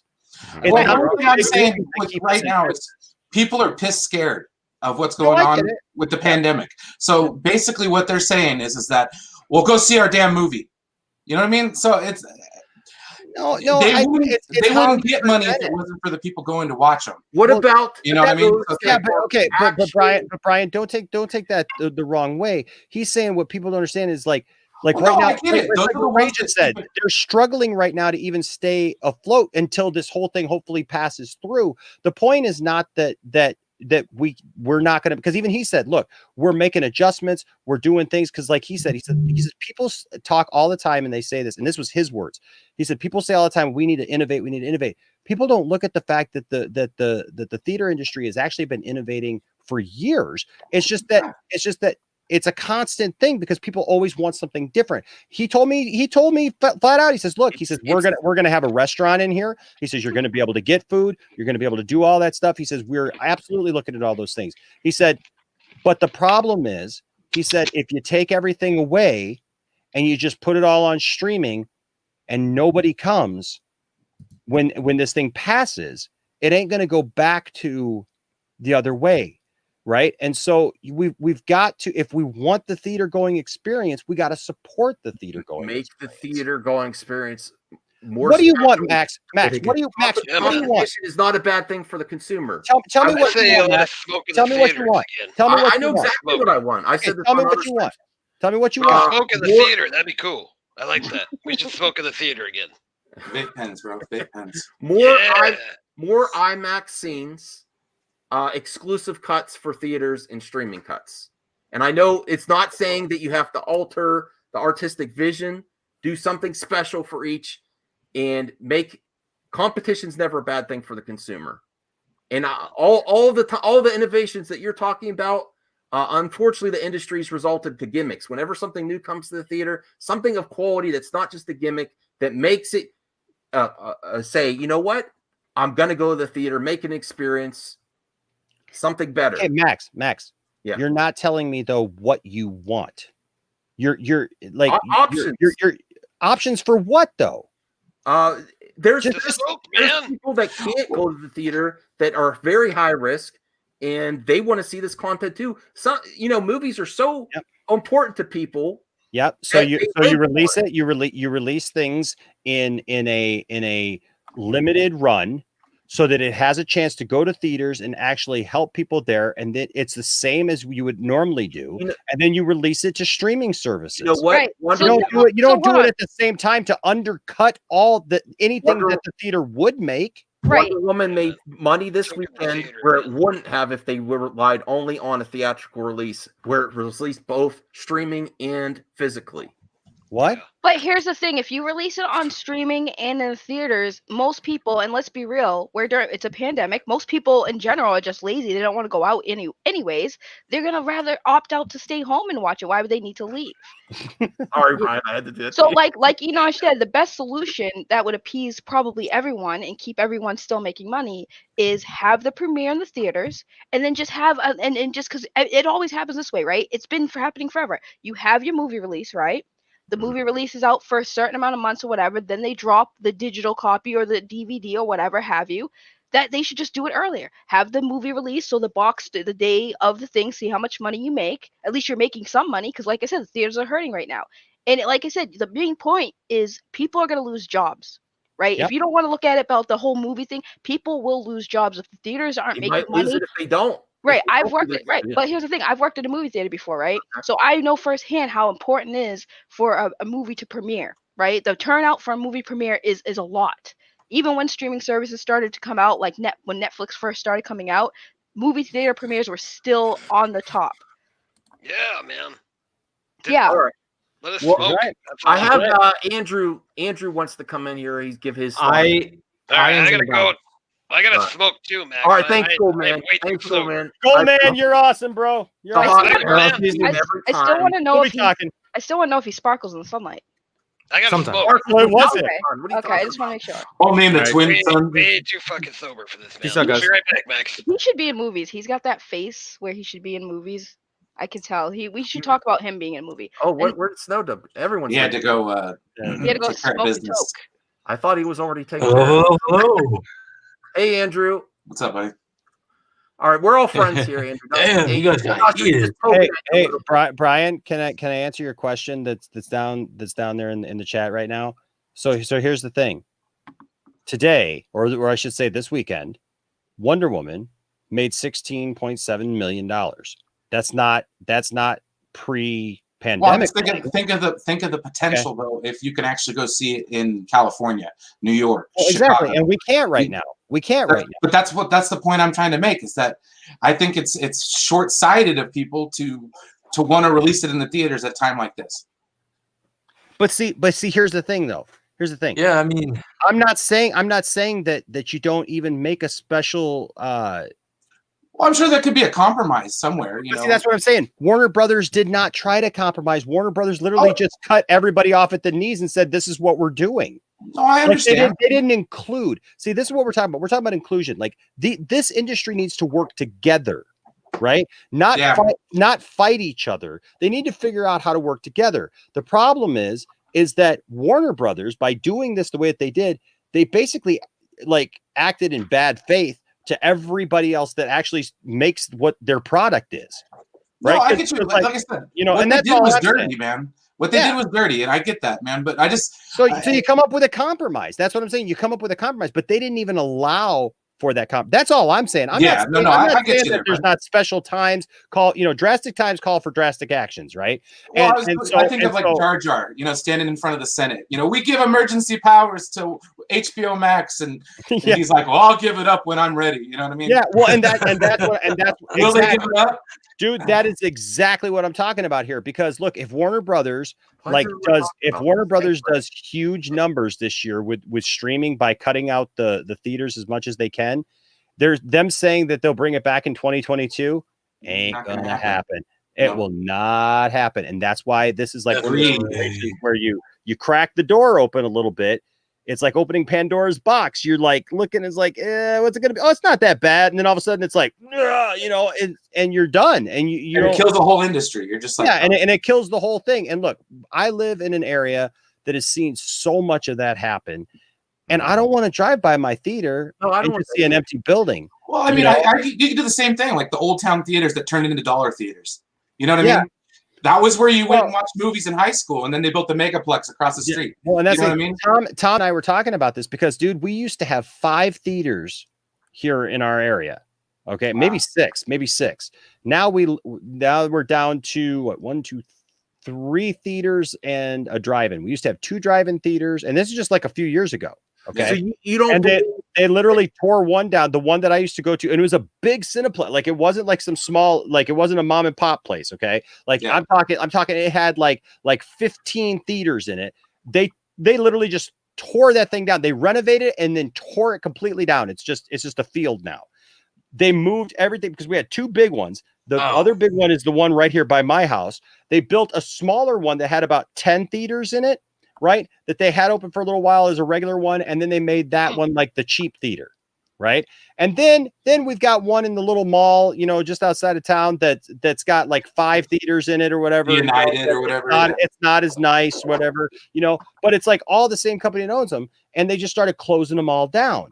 And the thing is, we got this one, and it's like he said, look, it's a Cinemark theater right now. Right. So we got a Cinemark and we got an NCG. The NCG is the big one in Grand Blanc in the rich area that has the IMAX and stuff like that. And people flock out there, but I hate going out there because it's like a mob mentality, dude.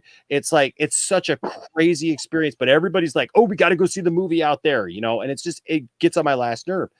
But I say that because if this keeps going, like he talked about to me that like for right now, they're okay because the theaters that are open across the country, they're trying to pool everything together to keep everybody there. And he's like, look, man, he's like, I've got a whole crew of people. Like Ray hit it on the nose. He's like, I got a whole crew of people here who can't work. Oh yeah, I understand. When our governor is playing games with like, hey, this week you can be open and next week you can't be open, and this week you can, and this next week you can't. Like it's. And I'm gonna go get my hair did. And then the problem is then when you come back, and then all of a sudden the company that's supplying you with the movies says, yeah, we're going to give you the movies, but we're also going to basically offer it. I mean, randomly. I know it's not free. But if you have the streaming service for any other reason besides that, it feels like it's free anyways, right? Because you're not paying extra for it. So you're totally cutting out you're totally cutting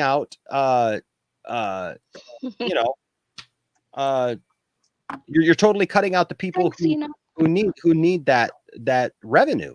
you know, and like I said, I think it's just a matter of you try to figure out a compromise of like, hey, we have it in theaters, like because of this time right now, right? We have content. So let's put this movie in theaters for a couple weeks, a month, right? Limited run. Yeah, this call us a turnover time where it's like this in is the what past you'd have to wait like 6 months. Yeah, right. But this time it's like you get a month. We're going to do everything that we can to get as much in the theater as we possibly can to keep the theater alive during this time and keep people working. But then after that, we're going to offer it on the streaming service. Okay. You know, Well, I'll be honest with you, I saw Wonder Woman on the theater, you know, at the theater the other day, and then I watched it today at home. And watching it at home, I got a 65-inch screen. I got surround sound. Nice. It wasn't close. Wasn't even close to the experience that I had watching that movie on the big screen. Really? That whole opening scene with the Olympic Games or whatever they were doing, like you felt like you were swinging across, like looking at this big, huge screen. You felt like that when I watched it at home, it was like I was watching a TV show. Max is gonna fall asleep. I've done that before. Yes. Andrew, you want to say something on this topic? You froze up. Well, here's give me the spotlight. His connection is dookie. I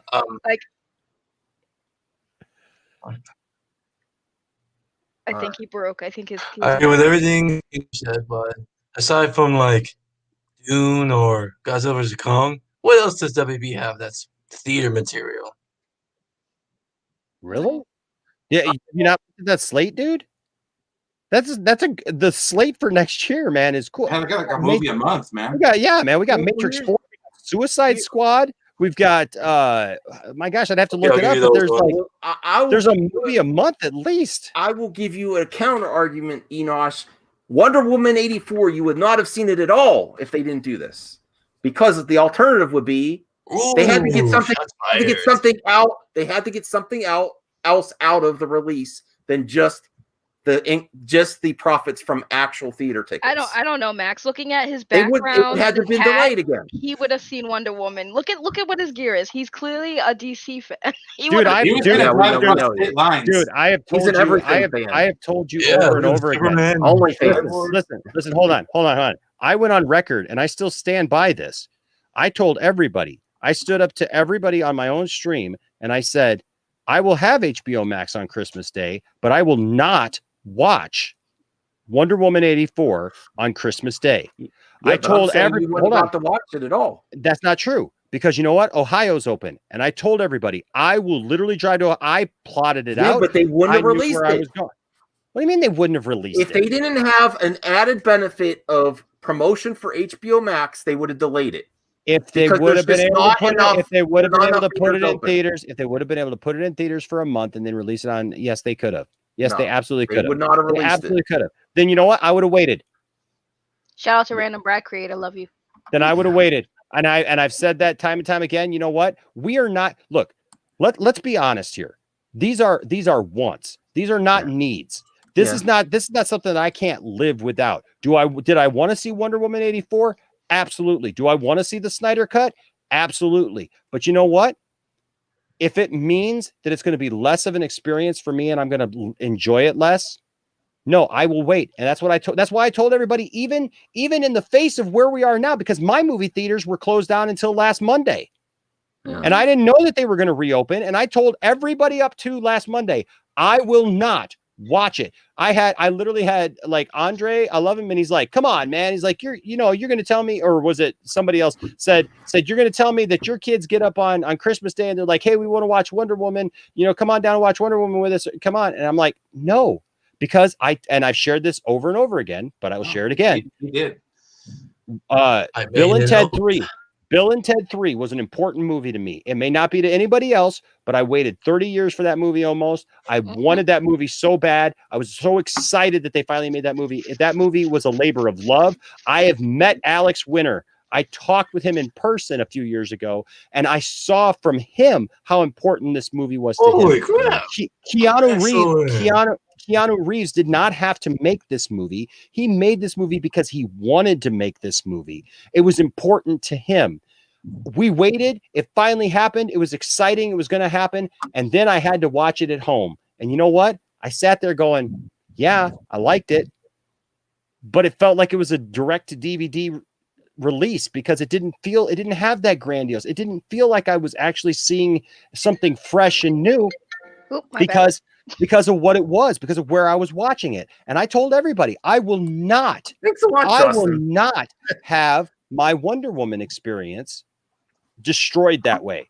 I will not do that again.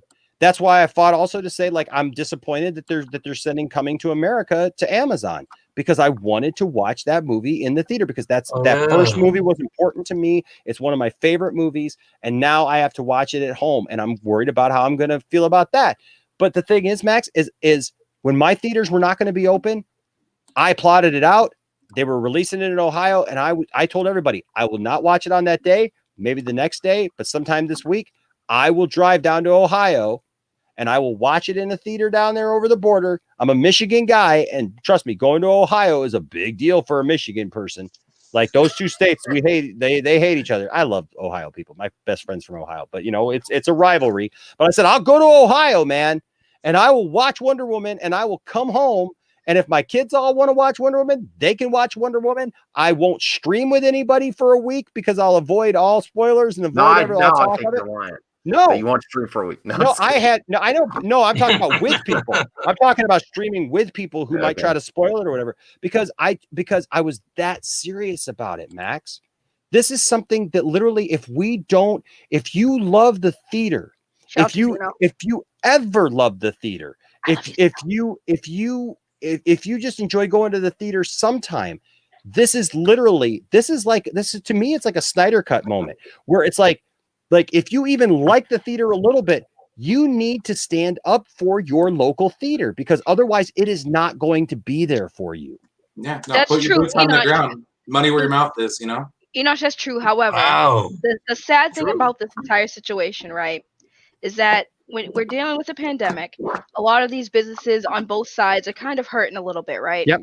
And it sucks because to accommodate someone from not going under, you're gonna have to screw over someone else, right? So, example, for instance, right? I'm in Massachusetts, and we just banned the sales of flavored tobacco that includes menthol cigarettes. So, do you know how the tobacco companies handled our government's decision of banning flavored tobacco products? Their solution, the tobacco companies, was to raise the prices of their cigarette products that are still being sold, which means now we have to pay more money to buy tobacco products of things that we don't even like because our government decided to ban it. Yeah. And that's what I mean. You have to accommodate somebody, and by doing that, you're going to screw over somebody else, and that usually is the consumers, right?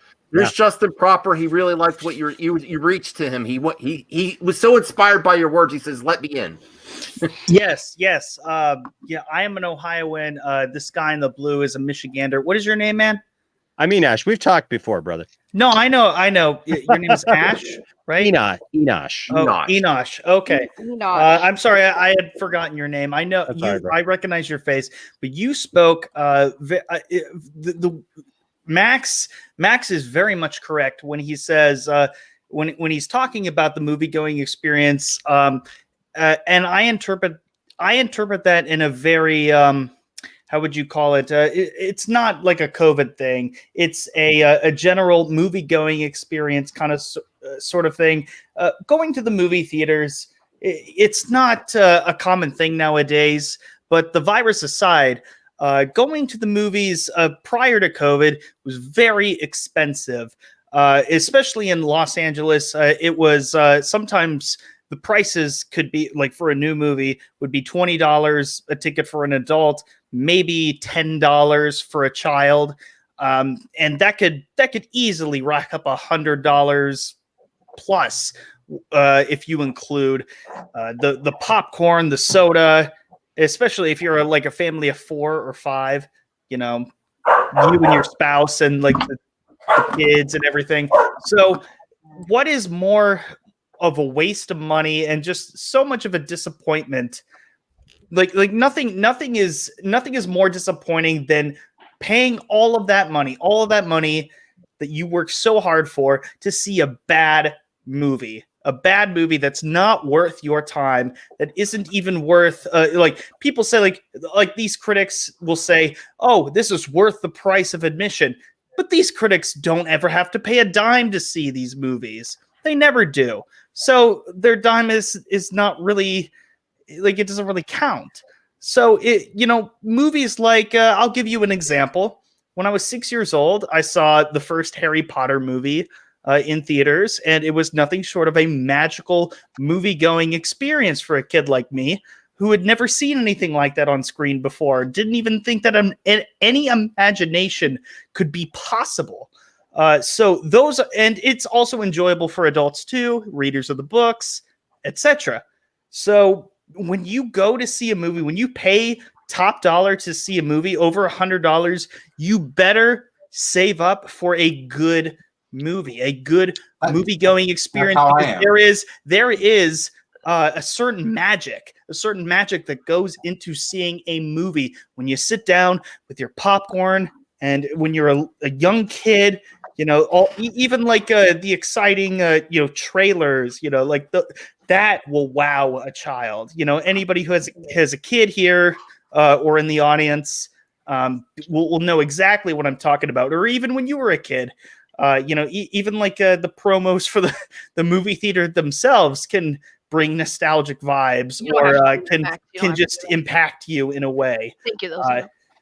Yeah, it's the experience, and if you're going to experience the movies, you can't waste it on something that isn't worth it. Justin, I don't mean to cut you off, but I have a point in my head, and I'll lose it if you keep going. But no, I was done. Go ahead. Okay, well, real quick, I just want to say, like, your point is valid. However, the same logic could be applied to people who buy a movie on DVD. You're still giving money to buy that DVD, and it could still be a bad movie. The only difference is you're experiencing it at home versus the movie theater. And you're right, the movie theaters are expensive, but it's also a business. So what you're paying for is the seating, the settings, the huge TV. I can go to a sports game, and my team could lose. It was a sucky experience for me. But it's still that experience that like, there's nothing like going to a movie theater. It could be a date night. People go to movies not just because they're seeing a bad movie. It could just be a date night or a family night or just an activity to do to get people out the house. So it's like, you can go see this movie that's bad, but you're not necessarily going. Not everybody's going just to see the movies and hope that it's good. They're going because they want to get out the house. It's a family. It's Sunday. We all family goes out every Sunday to go to the theater. It's like, that's the point. Is like, yes, that your point is valid, but at the same time, it's more than just that. And not only that, there's more than just one movie playing at a theater. Yeah, and this idea of like experimental movies, like, I don't see a lot of families going to a bunch of experimental movies. Like, I got a family of 5, and I don't take my family to like a bunch of movies that nobody knows what they are and whatnot. Like, okay, so then that's on the consumer. Do a little bit of research, know what movie you're going to see, and plan out accordingly. And if you're going to take your entire family to go see a movie, don't take them to see a movie that is not going to be either appropriate or a movie that you feel everyone's going to enjoy. Watch a trailer, do some research online, find out what that movie's about, find out what the background is. See who's in the movie. See who's in the movie, all that stuff. Right. And so, like, But the thing is, movies are subjective too. We've just spent like 2 hours talking about some people liking Wonder Woman, some people hating Wonder Woman. I know for a fact, like, you hate movies that I absolutely love. So the thing is, it's all subject. No, I know. I mean, I know exactly which ones. So, because we've had this conversation before, and I know what side of the aisle you are on some of those things, and that's fine. That's fine because we can like different things. But the thing is, it's all subjective. So you can go see a movie, and you can come out and you can go, man, that movie was awesome. I really enjoyed that time. I enjoyed the thrill of it, and I appreciated what they did there. And then I can come out of that same movie and go, that movie was trash. I didn't enjoy that at all. It was horrible. I'm gonna go boycott the next 5 movies in the series of it, and I'm gonna get all upset. Here's the thing: you're never going to please everybody. Right. So when you go to see a movie, you as the consumer have to take the responsibility to actually put the time in and know what you're going to see. Oh yeah. Nowadays, that's 100% true. I mean, I was, and that's why we have video rental. That's why we have video. Most people's experimental movies is when they go to the video store, or now they go and like either rent it digitally. Yeah, we don't go to a Blockbuster. Or they go to yeah. I still have video stores by me. I still have video stores. We got Redbox. We got Redbox. We've got streaming services though that you can rent content. Right. You can still do that. But what I'm saying is those services are there and have traditionally been there for people who are like, you know what, that movie was in theaters and I wasn't sure about it. I wasn't sure about it, but I can risk paying the $350 to rent it or something like that to be able to watch it. And then you go, man, I wish I would have seen this in theaters. I know. I understand that. But I was mostly talking about like in terms of going to see Wonder Woman 1984 in theaters. That's usually a safe bet for people. That's what I was. Apparently people in the chat are like getting really weird. Like they're like laughing. I guess I guess we got off topic, but I love how passionate you are about like the movie going experience. You're laughing at me trying to get a word in on my own show. I love it too. I wanted to hear Brian's point. No, I do have a quick point just to add on to what Justin said. That's why I've only seen 5 movies in the last 10 years. Yes, exactly. Because I am discerning about it. Skyrocketed, man. Movie prices have skyrocketed. Just for me alone to go see a movie, I spent $45 just to go watch freaking Joker. Okay. If it wasn't a Star Wars movie or a comic book movie, I didn't go see it.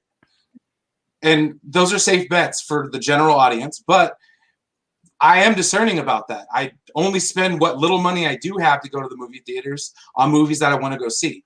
So, you know what I mean? I don't go to movies to be disappointed. But I also recognize that movies of that quality, in my opinion, are few and far between. Content. Oh, sorry. Go ahead. It hasn't gotten any better. Also there's different choices that you can make too. Like for me, for example, usually when my family goes to see a movie, we'll because we're a family of 5, we'll try to plan around it and go before 6 o'clock. Because not everyone has a matinee, sort of discount at their movie theater. Most do. Yeah, I mean most do, but not everyone does. Man. I can't hear you. With no Max, what were you going to say, Max? I'm very curious.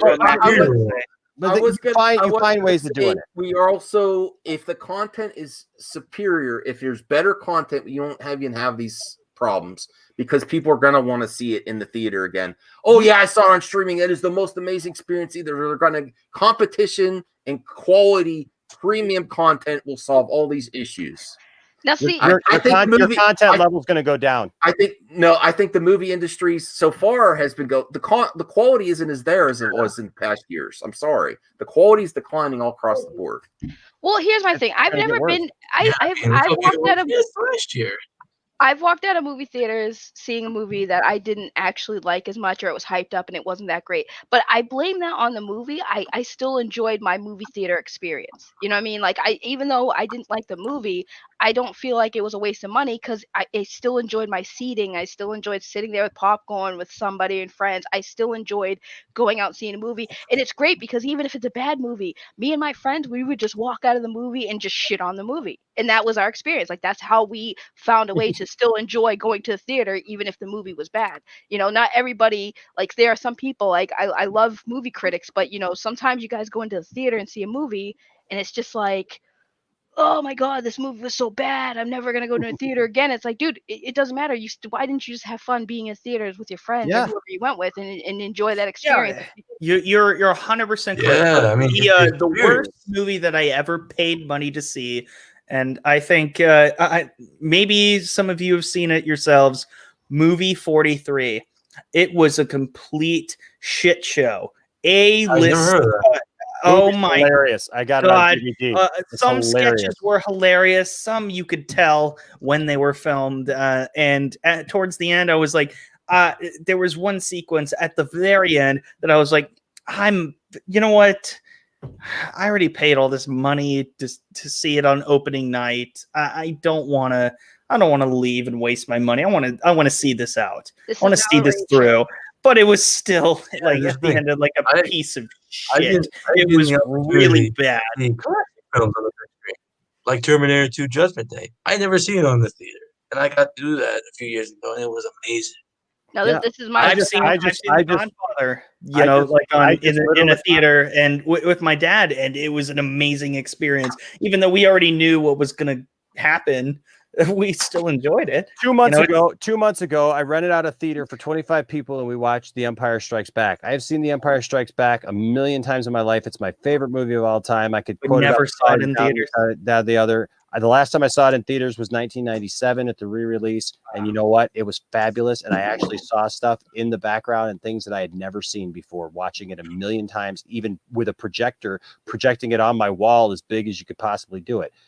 There's something about the theater, and to quote Goldman, because I know he's here, I mean, to paraphrase what he has said, and I'll just put this in general, because he said this about Star Wars movies, and I agree with him, but this really goes to any movie, really in general.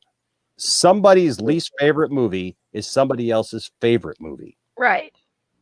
So, By the way, side note: since Max left, this is now Ray's show, and now we're gonna soon change the topic to Mandalorian Boo Barber. Hey, so let it back in. So this is Ray's show now. No, not Enosh. Ray's show. Enosh gets enough attention. So this is Goldman. All right, you were the guy that I really liked last night. Yeah, he sparkles in the sun. We already missed that part. He sparkles. He's like Robertson. but by the way, Ray, you are welcome on the Poindexter Lounge anytime. Oh, thank you. I appreciate it. I wish I had my cam on so I could look at you too, but I figured I wasn't camera ready. So it's all right. I got you. It's a place for nerds. It's a good place to be. Max has never come. Well, this is my show now. Max gave it to me. He's going to bed, so now it's my show. And I demand that Sparkles goes out in the sun to show everyone he sparkles. That's my new rule on the show. You have to sparkle on cam. I agree with Rel. Movie 43 was hilarious. It was. It was absolutely hilarious. I have to say it was the worst movie that I have paid to see in theaters. Can I recommend? It just was. I own Justice League. I own the movie. So. Can I recommend everyone a movie that I just saw on Christmas?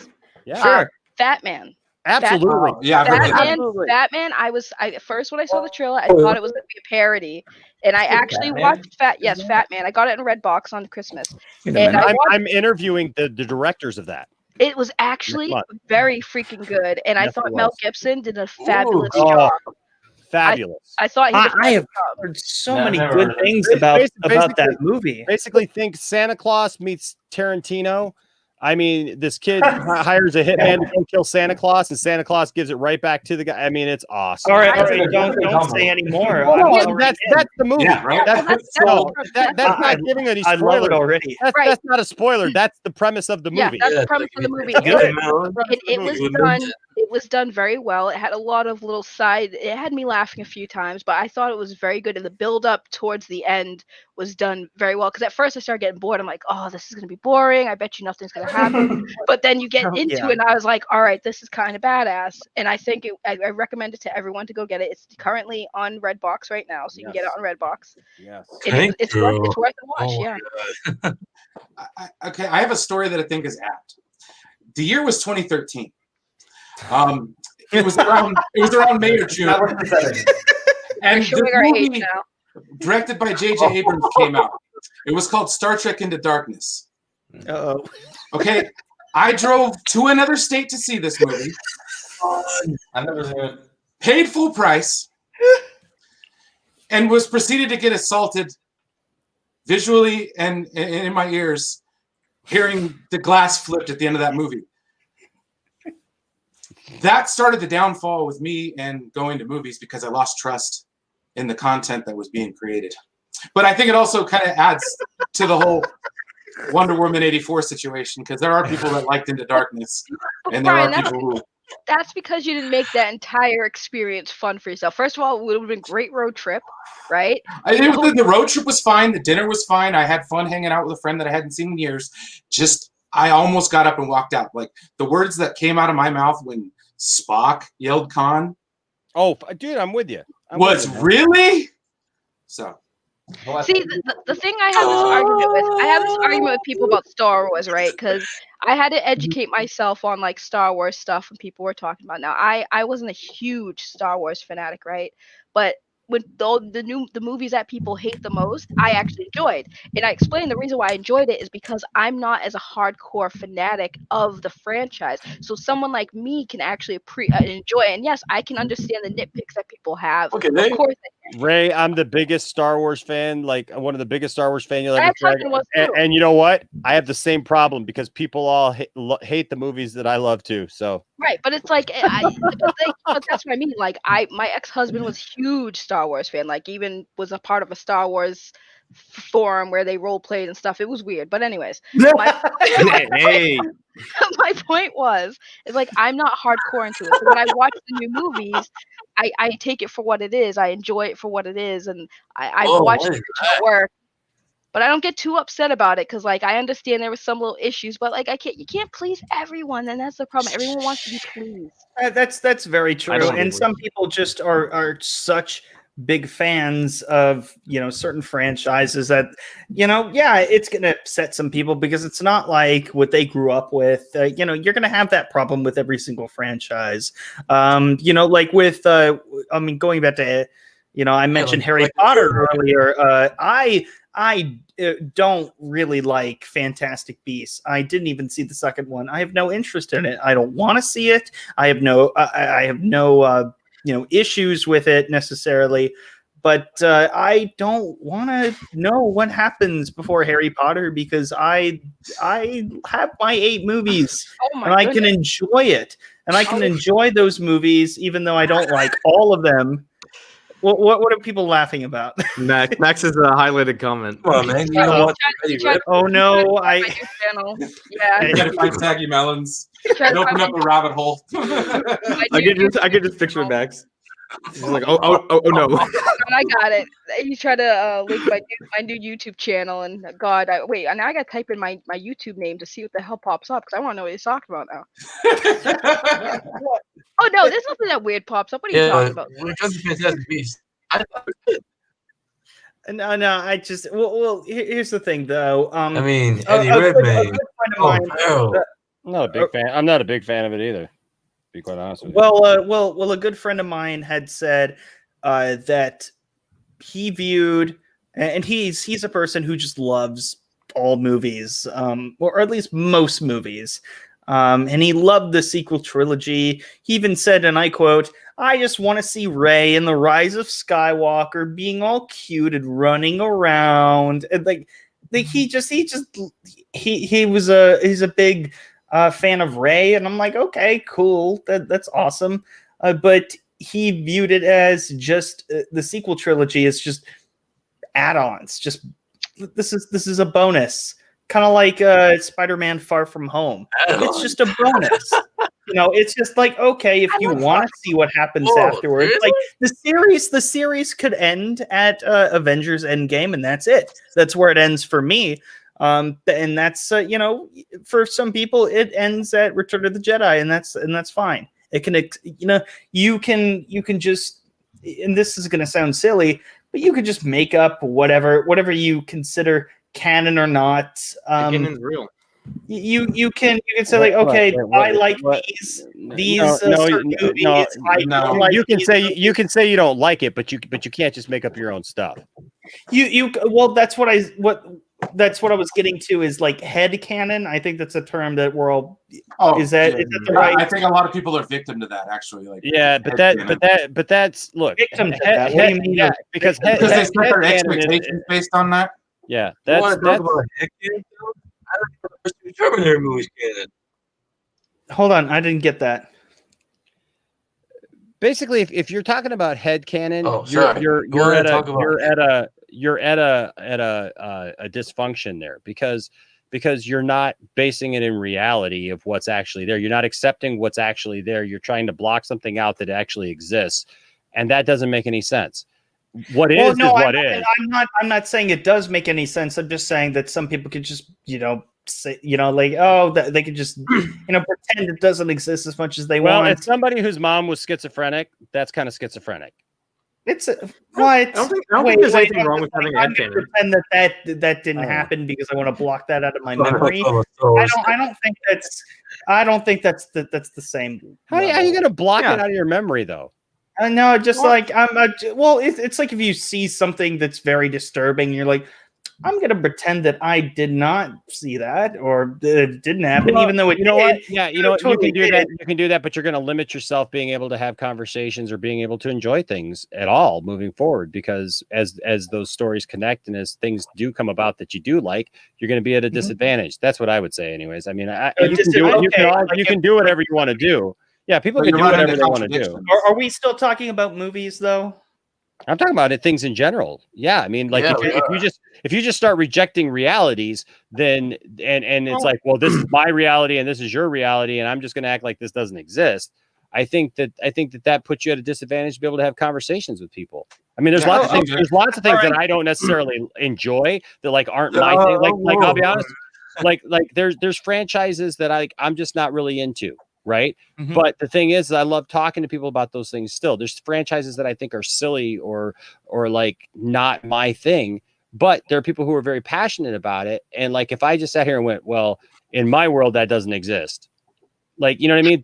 That comes across as like almost, and honestly, and Jeff, we've had this conversation before. This is the problem that I have with a lot of fandom menace people is that kind of attitude of like, that's now beneath me, and that kind of persona that is expressed to people who just enjoy stuff.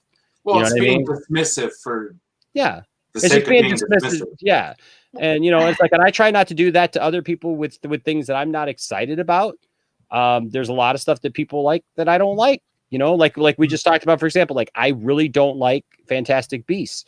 Yet I know a ton of people who are into Fantastic Beasts. So when I'm around them, like I don't act like it's like beneath me, I guess, or like something that I won't acknowledge. You know what I mean? Like, I understand that, and I don't really view it. Fantastic Beasts, for example. I have a good friend of mine is a big Potterhead, as he calls himself.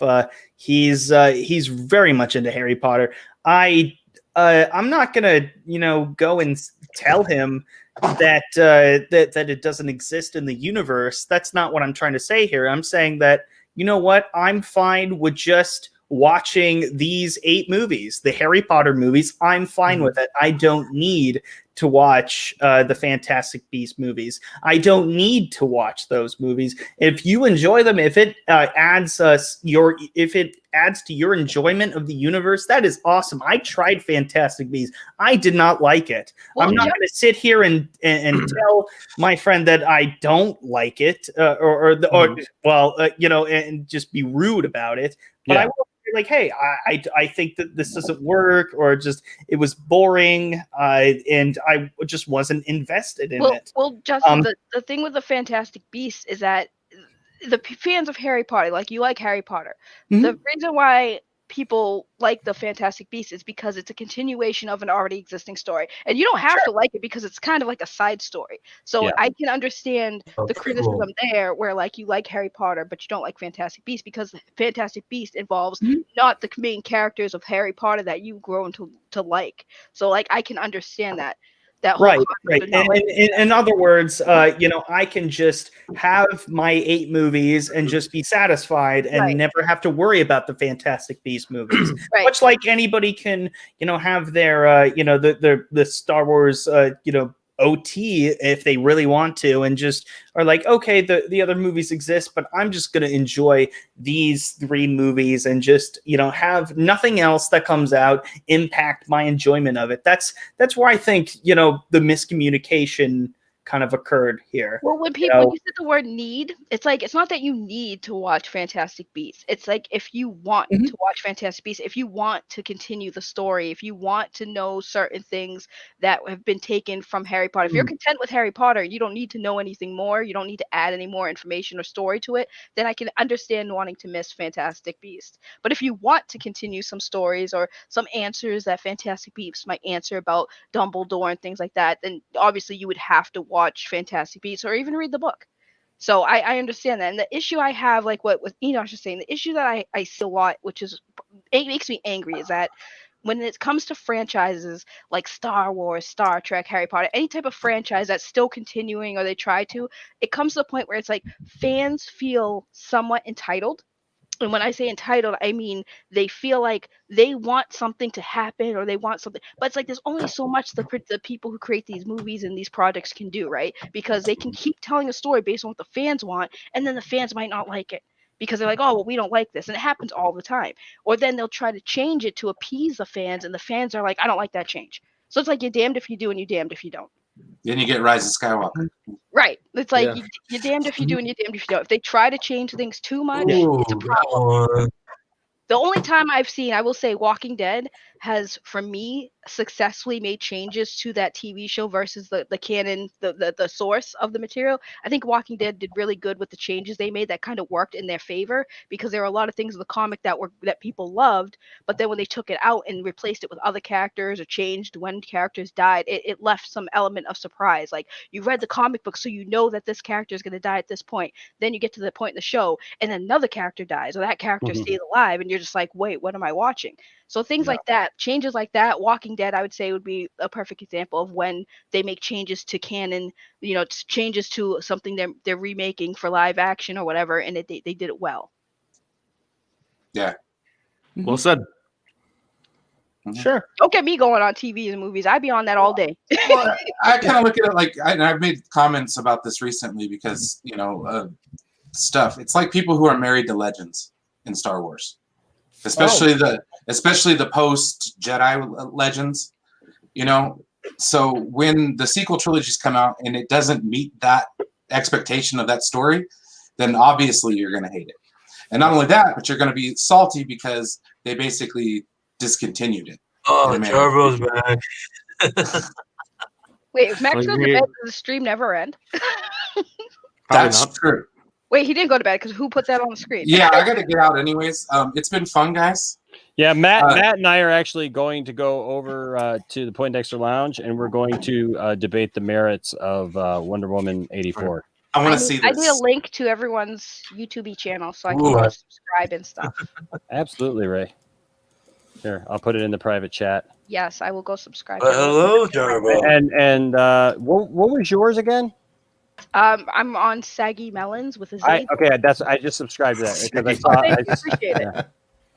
I do gaming content. I do some. That's it's a clever name. It's a very clever name. Yeah, Saggy Melons on a gaming channel. It's great. Could also be yeah. Well, I play with. I chose Saggy Melons. Everyone asked me why Saggy Melons, and it's because I play with somebody on a game we play, and his name's Wrinkled Twinkie. So he goes by Wrinkled Twinkie. So I decided to make a funny name. Saggy. I was on Shaggy. Nice. So I'm gonna go make some coffee, Jarbo, and I'm gonna send you a link. Okay. And we will do this thing. We will discuss in great detail. I got the thing together. So. Yes, we're gonna have fun. It's not gonna be that big a deal. No, I'm gonna make him mad though. I think that's gonna happen. I'm gonna make him real mad. I've already been mad tonight. It's I know, but not with me. Not with me. I'm like John McClane in Die Hard. I know how to anger everybody. Is it the one with 10,000 subs? The Poindexter one? Yeah, that's me. Yep. Oh, snap! Good for you. Look at that. Yeah, we just went over 10,000 this weekend. Oh, congratulations! That's pretty sweet. Thank you. I appreciate that. I like you, Ray.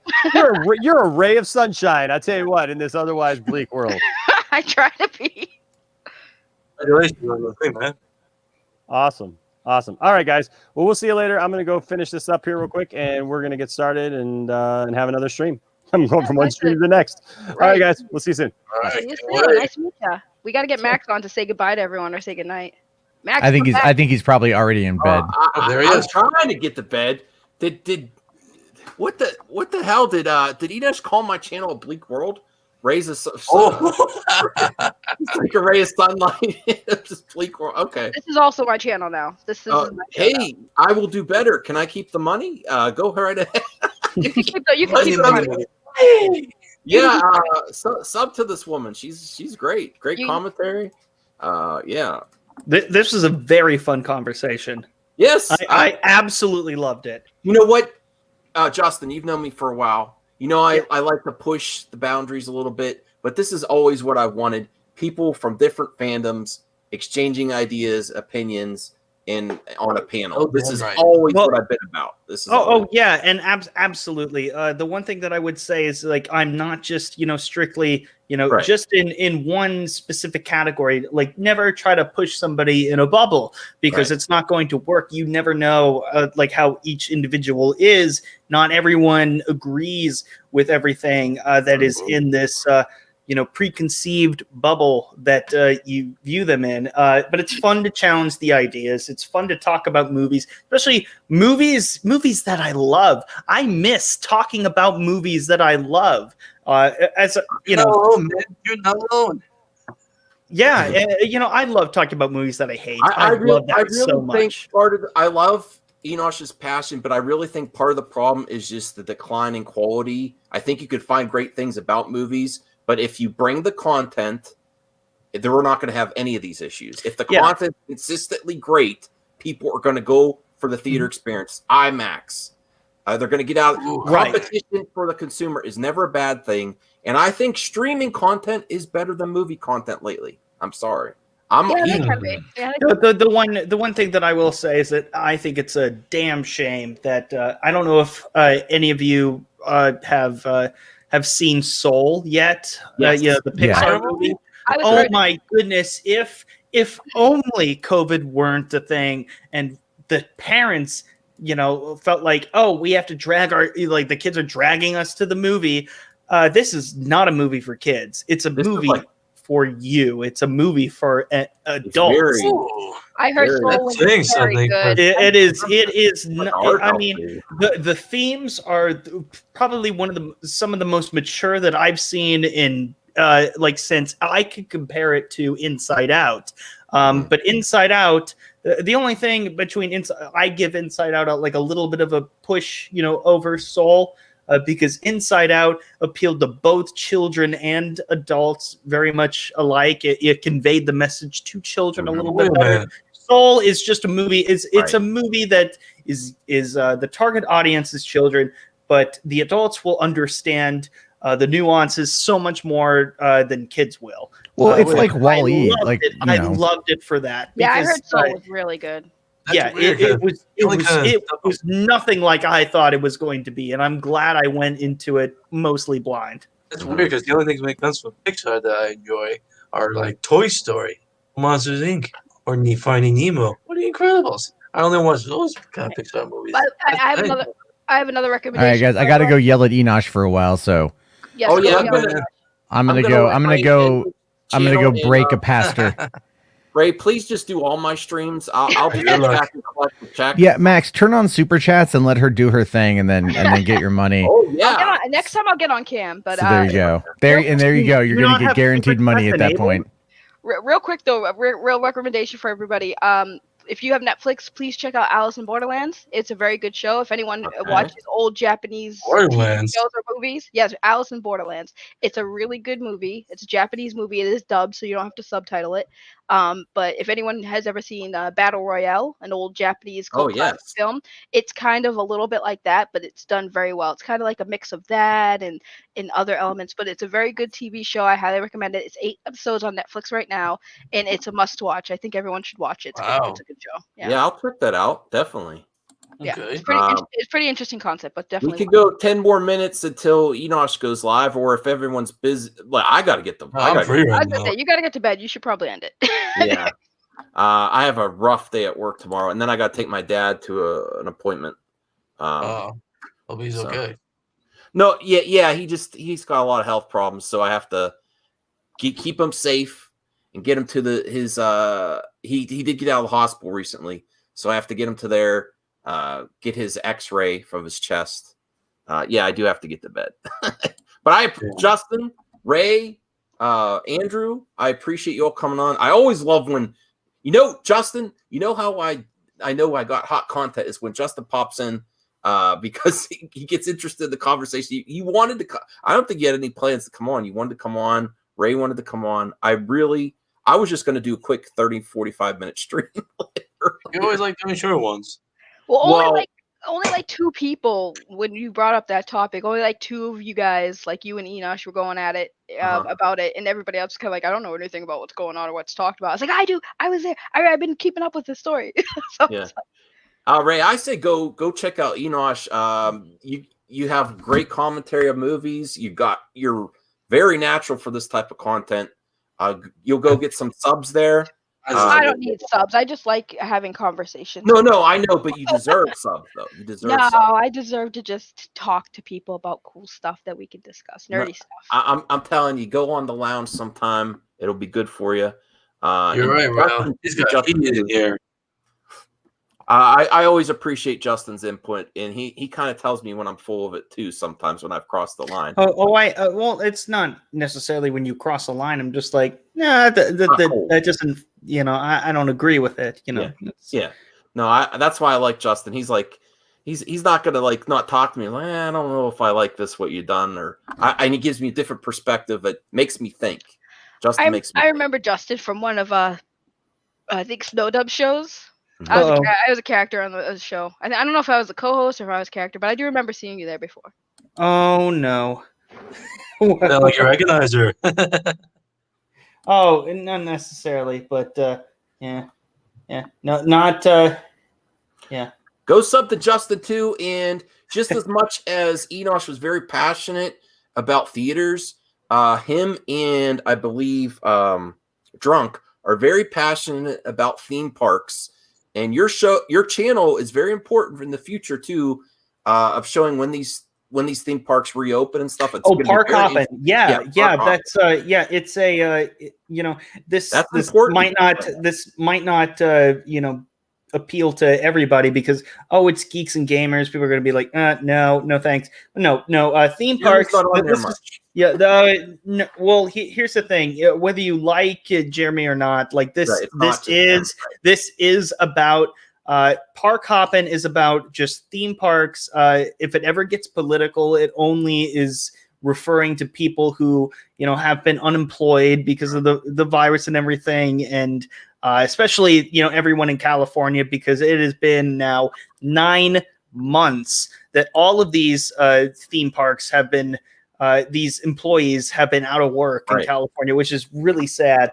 But the theme parks that are open, they have done such a great job with what they've been able to accomplish, and trying to keep everything. No, hold on, man. Trying to keep everything open and just giving the best experience possible while maintaining all the guidelines and everything. It's remarkable, and it's like when I was saying earlier, there's something magical when you're a young kid going to a movie theater. There's something magical about going on your first thrill ride, your first roller coaster, where you're just over 48 inches, you're just over 4 feet, and you can finally ride that ride. That's an experience that everyone should be able to have, and because of the guidelines everyone has done in Florida, they've been able to do it, and I love them for that. So we covered that. We covered the experiences of everyone, mostly in Universal. Universal does one of the best jobs. I don't know what else to say, but, no, it's an important conversation too for the future. Once this stuff gets more under control. That channel is that is an important channel, just like what's going to happen? What's going to happen going forward? Right. And then if I ever get to Florida after this is done, I'll maybe reach out to you. You're in Ohio. Yes. I think Drunk's in Florida. I'll reach out to him and say, I don't know. I don't know if he'll do anything, but I'll say hi to him. Like you're actually going to go out to Universal Studios or Magic Kingdom and say hello to him? Mm-hmm. Yeah, I would. Okay. Yeah. Well, do you want me to let him know? Just like, or Enosh. I know Enosh wants to get back to the things too. I think it's good work that you're doing there. I really appreciate that channel. I got to watch more of the I got to go back and watch. There's a lot of content on YouTubers that I'm backlogged with because of family stuff. So I got to go check out some stuff. I actually don't know how you guys are handling that channel, considering all this, but you said they were up and running for a little bit. They had different. I got to check that out to see. Park Hoppin is doing great. Jay is doing a fabulous job. So yeah. By the way, Enosh living in Michigan. I mean, you can tell him that he's more than welcome to doing it Cedar Point whenever he wants. Okay. Yes. Yeah. Yeah, he lives in Michigan. I live in Arizona. Cool. All right, they're going to get ready, and I do actually have to get to bed. But you're all time welcome to go watch here. the Battle of the Century. Yes. All right. So thanks a lot, guys. I'm going to say goodbye to the chat, and then go check out Ray, Justin, and Andrew has a channel too. And here is the link for the Poindexter Lounge where, listen, if Matt Jarbo says his gloves are going off, there might be some hurt feelings.